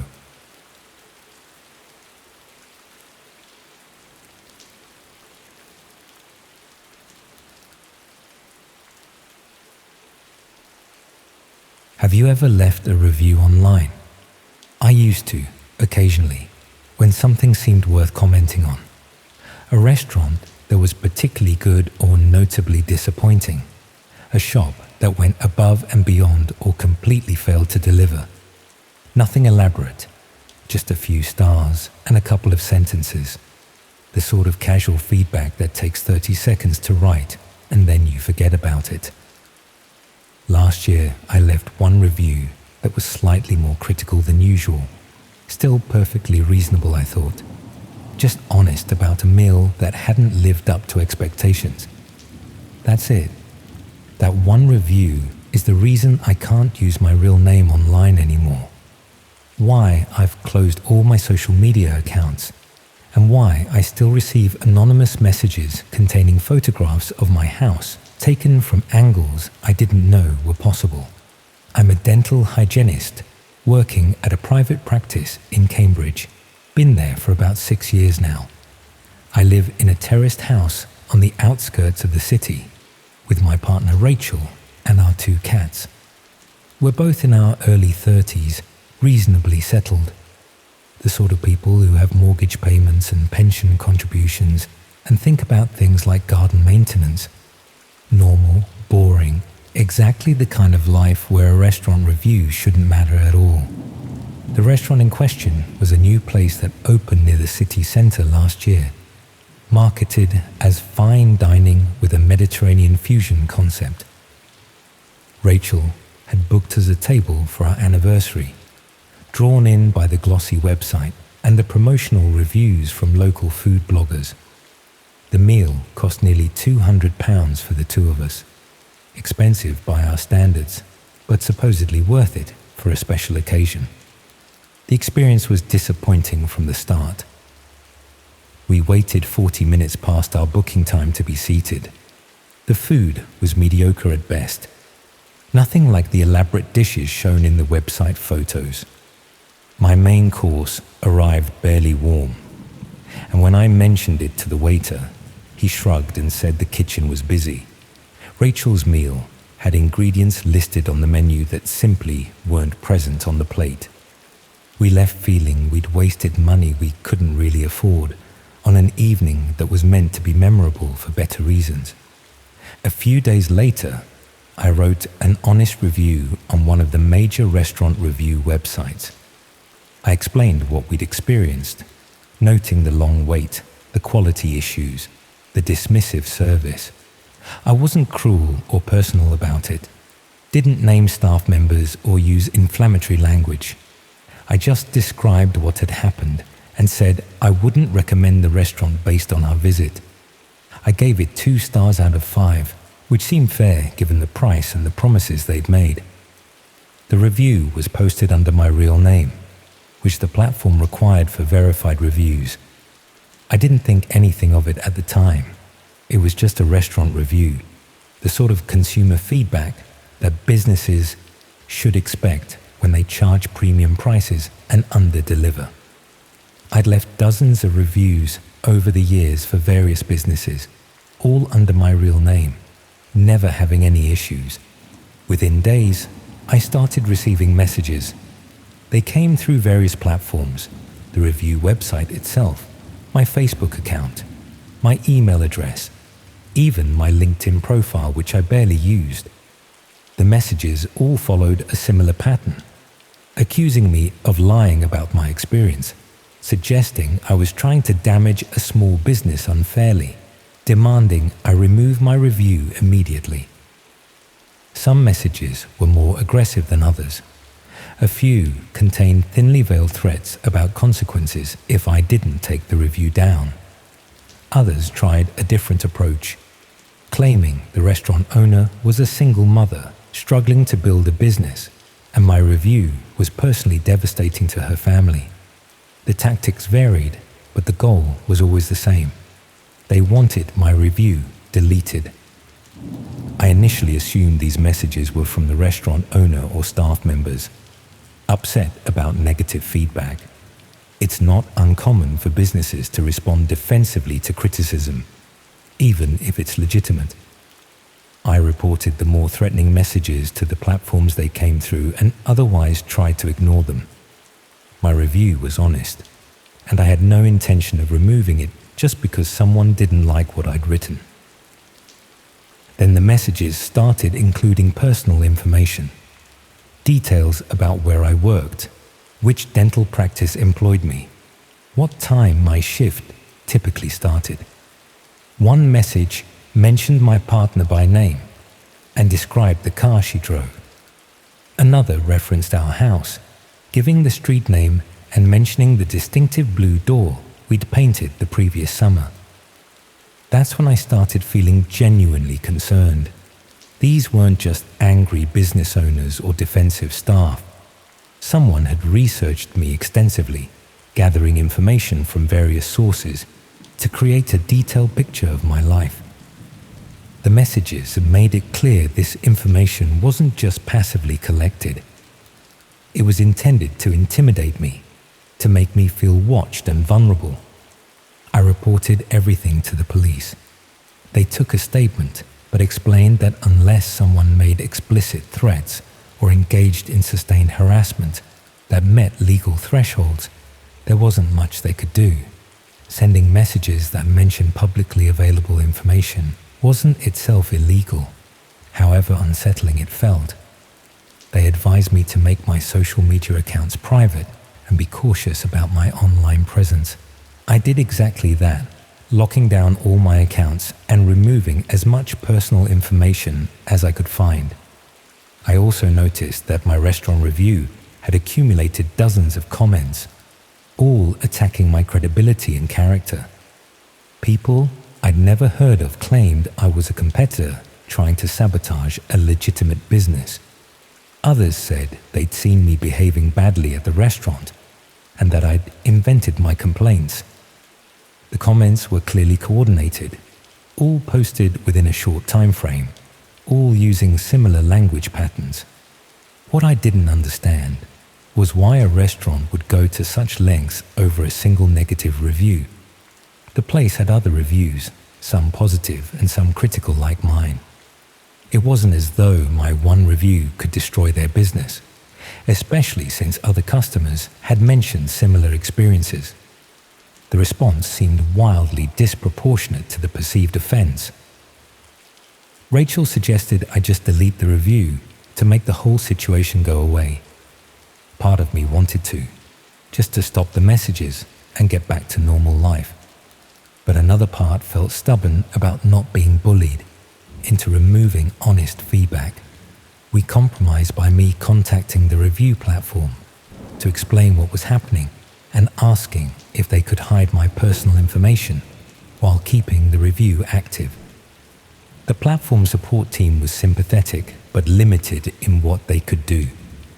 They removed my last name from the review and disabled comments on it, but they couldn't completely anonymize it without violating their verification policies.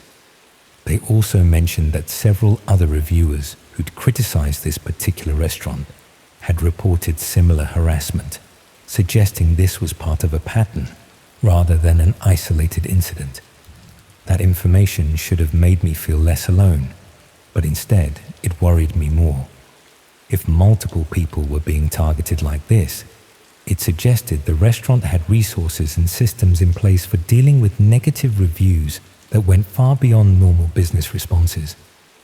It implied organization and deliberate strategy rather than just emotional reactions to criticism. About 3 weeks after the harassment started, I discovered my home address had been posted on the dark web. A colleague at work who had some technical knowledge helped me access the relevant sites after I explained what had been happening. She showed me how to navigate these hidden spaces, warning me that what I might find wouldn't be pleasant. My address was listed on a site that specialized in what they called reputation management services. The listing included my full name, home address, workplace, daily routine information, photos of my house and car, and detailed personal information about Rachel and me. It was presented as a dossier available for purchase, marketed to people interested in correcting what the site termed unjust online criticism of businesses. The listing made it clear what was being offered. For a fee, people could purchase access to comprehensive information about individuals who'd left negative reviews of certain businesses. The information could be used for various purposes, all of them designed to pressure reviewers into removing their criticism. The site didn't explicitly endorse harassment or violence, but the intended use was obvious from how the information was packaged and presented. My dossier had been purchased multiple times already. The site included a counter showing how many people had bought access to my information, and the number was in the 20s. 20 different people had paid money for detailed intelligence about my life, all because I'd left an honest review about a mediocre restaurant meal. But my information wasn't alone on the site. There were hundreds of similar dossiers, all targeting people who'd left negative reviews of various businesses across the UK. The site organized them by region and by the type of business reviewed. making it easy for restaurant owners or their representatives to find information about their critics. Some dossiers were more detailed than others, but they all included enough personal information to enable serious harassment or worse. The site also featured a messaging system where buyers could coordinate their activities. I could see discussions about my review specifically, with people planning how to pressure me into deleting it. Some suggested sending more threatening messages. Others proposed showing up at my workplace or home. A few discussed more subtle psychological tactics designed to make me feel unsafe without doing anything obviously illegal. Reading through these discussions was surreal and terrifying. These were real people, casually planning ways to intimidate me and disrupt my life, all over a restaurant review. The casual tone of their messages made it worse somehow. The way they discussed harassment strategies like they were planning a mild inconvenience rather than a campaign of psychological warfare. The police took this development more seriously. Evidence of organized harassment through dark web coordination met thresholds they could actually investigate. They seized my computer to document what we'd found and opened a formal investigation into the reputation management site and the people using it. The investigation revealed that the site was operated by a company offering what they marketed as online reputation services to businesses. For fees ranging from a few hundred to several £1,000s, they'd identify critics, compile detailed dossiers on them, and either harass them directly or provide information to clients who wanted to handle it themselves. The restaurant I'd reviewed was just one of dozens of businesses using their services. What made it particularly insidious was that the harassment was crowdsourced.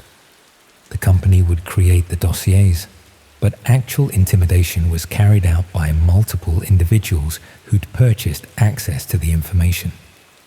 This made it extremely difficult to trace any single incident back to the company or the business that had commissioned the dossier. Each harassing message or threat could be dismissed as an isolated incident by a random internet user, even though they were all coordinated through the dark web marketplace. The company operating the site was eventually prosecuted, though the charges were complicated by the fact that they technically only provided information rather than directly engaging in harassment. Several individuals who'd purchased access to dossiers and sent threatening messages were also charged, but many remained anonymous and untraceable. The site itself was shut down, but police confirmed similar services continued operating elsewhere. My dossier presumably still exists in private collections of people who downloaded it before the site was closed.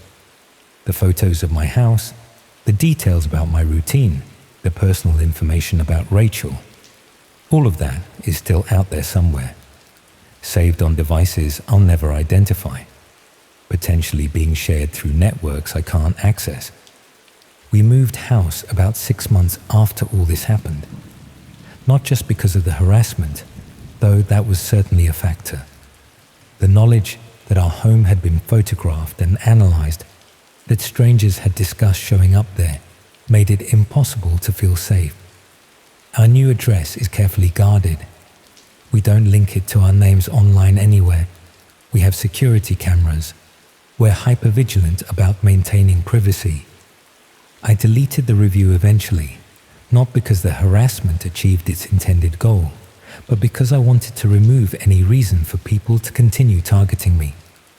The review website understood and didn't penalize me for removing it. They also implemented new policies about protecting reviewers from retaliation, though I'm not sure how effective those policies can be given how much personal information is inherently shared when leaving verified reviews. What haunts me most is thinking about all the other people whose dossiers appeared on that site, most of whom probably never discovered they'd been targeted. How many honest reviewers faced harassment without ever understanding it was coordinated? How many deleted reviews under pressure without knowing about the dark web marketplace facilitating their intimidation?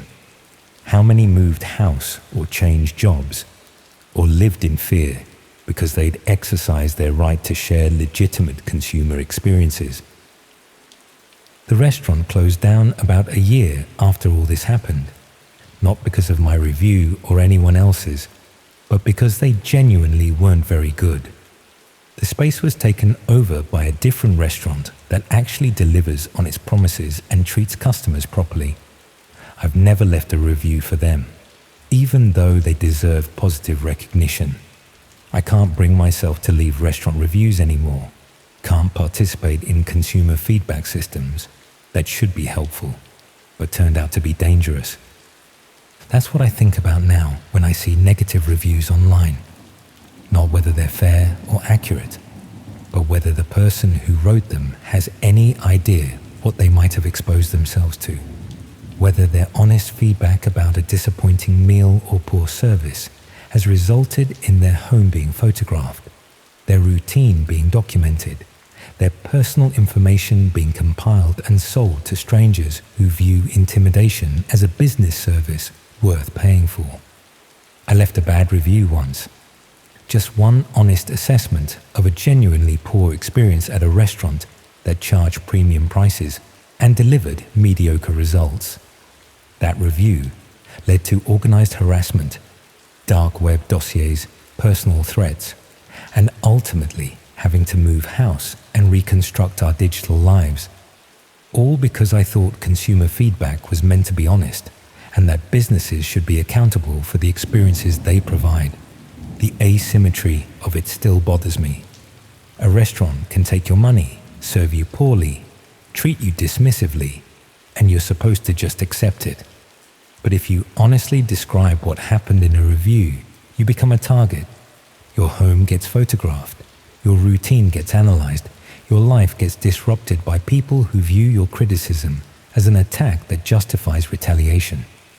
I've learned to stay silent now, to keep my opinions private, to avoid participating in the feedback systems that theoretically make markets more efficient and businesses more accountable.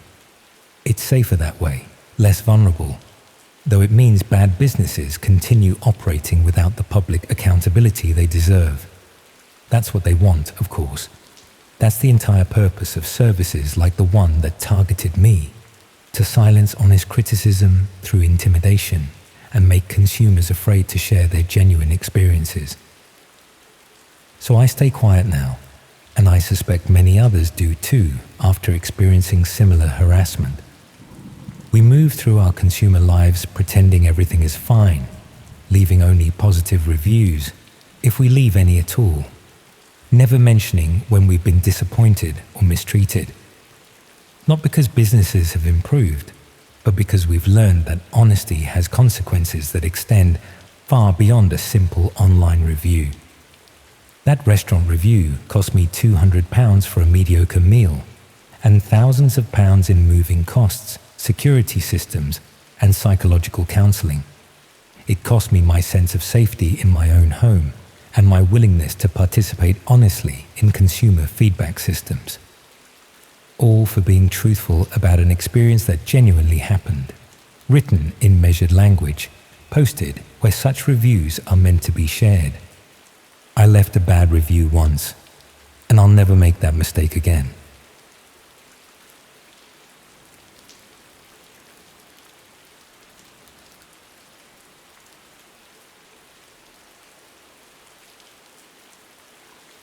I still think about this every time I see a phone left unattended somewhere, and it makes me wonder what secrets everyone's carrying around without realizing it. It happened during my second year at Manchester University.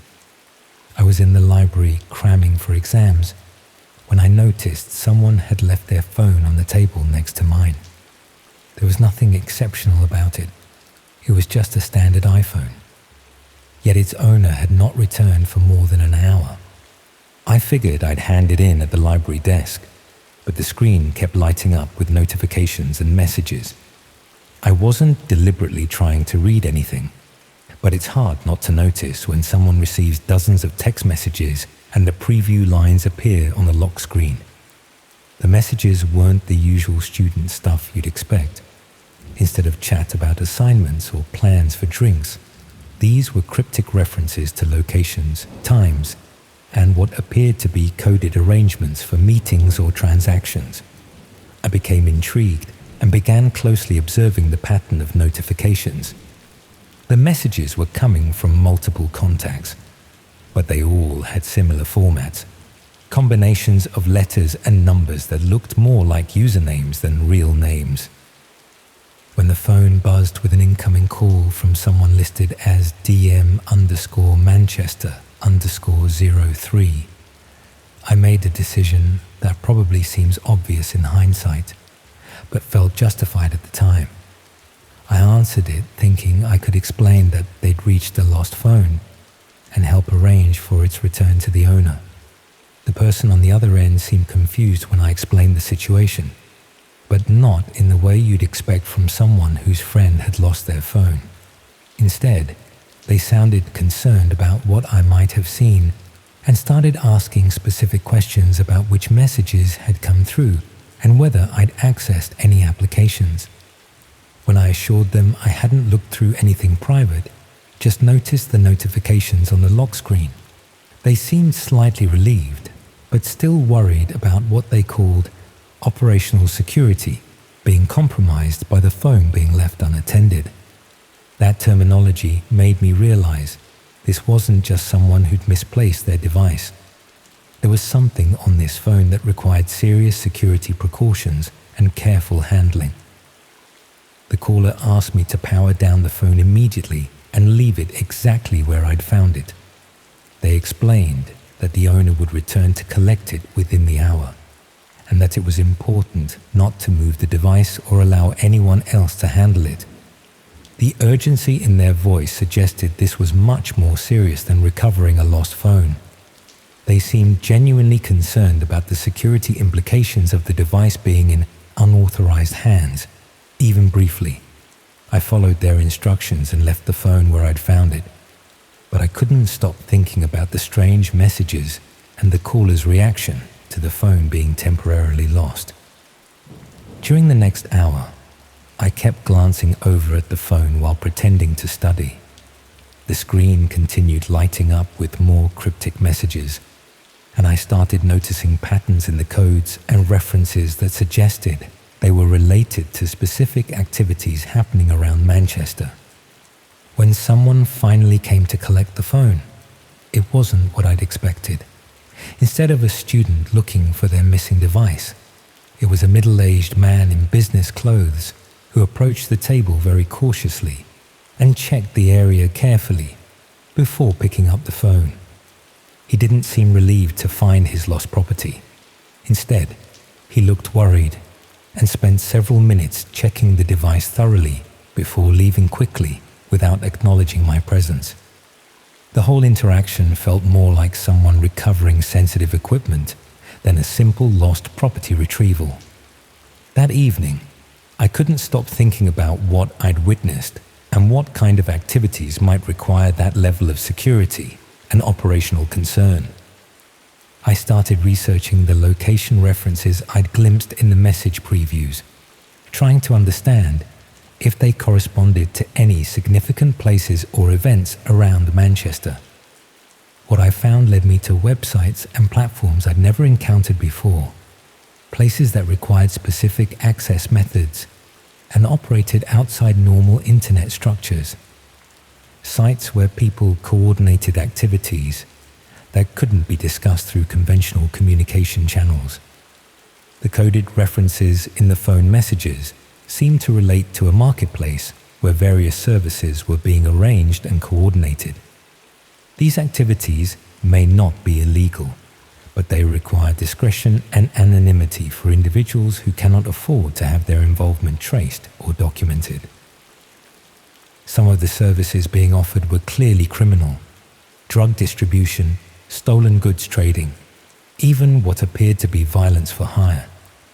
But others were more ambiguous, involving information trading, surveillance services, and various forms of assistance that might be legitimate depending on the context. The phone I'd briefly handled contained evidence of systematic criminal coordination happening throughout Manchester, with people using coded communications to arrange everything from minor fraud to serious violent crimes. But understanding what I'd stumbled across didn't provide any clear guidance about what to do with the information. I had no concrete evidence of specific crimes, and explaining how I'd learned about these activities would require admitting to accessing communications that weren't intended for me. More importantly, the people involved had already demonstrated their concern about operational security and their ability to respond quickly when they perceived threats to their activities. If they discovered that I'd researched their coded references and found the hidden marketplaces they were using, they might decide that I posed a security risk that needed to be managed. Over the next few weeks, I started noticing things around campus and the city that seemed connected to the coded activities I'd glimpsed on the lost phone. People having brief conversations in public places using terminology that matched the message formats I'd seen. Despite their casual appearance, the small transactions and exchanges mirrored the coordination I had witnessed. Most disturbing was the realization that this criminal coordination was happening everywhere, with participants who looked like normal students, professionals, and residents conducting illegal business while maintaining completely ordinary public personas. The hidden marketplace, I discovered, wasn't an isolated community of obvious criminals. It was a parallel economy that operated alongside normal life in Manchester, involving people who could be anyone you might encounter during routine daily activities. But the most troubling aspect was understanding that the security concerns expressed by the phone's associates weren't just about protecting their own activities. They were worried about unauthorized people gaining access to information that could expose a much larger criminal ecosystem. The brief glimpse I'd gotten into their coordination system had probably revealed connections and methods that could be used to identify many more participants in illegal activities across the city. That knowledge made me potentially valuable as an informant for law enforcement, but also potentially dangerous to people who had significant investments in maintaining the secrecy of their operations. I was caught between having information that could help prosecute serious crimes and knowing that revealing what I'd learned could make me a target for people who specialized in eliminating security threats. The lost phone incident had given me unwanted insight into criminal activities that I had no safe way to report or ignore. Meanwhile, the coordination system was probably continuing to facilitate crimes throughout Manchester, with new participants being recruited and existing operations expanding while maintaining the anonymity and security that kept law enforcement from detecting their activities. I never contacted police about what I'd discovered, but I remained constantly aware that I was living in a city where systematic criminal coordination was happening all around me, involving people who might be anyone I encountered during normal daily life. The casual way these activities were integrated into ordinary life made it impossible to feel secure about anyone's true intentions or activities, especially knowing that criminal coordination could be happening through devices and communications that appeared completely normal to casual observation. When I finally graduated and moved away from Manchester, I felt relief about leaving behind the knowledge of criminal activities that I couldn't safely report or completely ignore. But I also realized that similar coordination systems probably operated in every city and university town, with hidden marketplaces facilitating criminal activities while maintaining the appearance of normal communities populated by ordinary people. The lost phone had revealed that criminal coordination was much more widespread and systematically organized than I'd ever imagined, and that the security measures protecting these activities were sophisticated enough to make exposure extremely dangerous for anyone who accidentally gained unauthorized access to their communications. Walking past that library table, where I'd first noticed the abandoned phone, I spotted another device left unattended, with its screen lighting up with incoming messages. And this time, I just kept walking,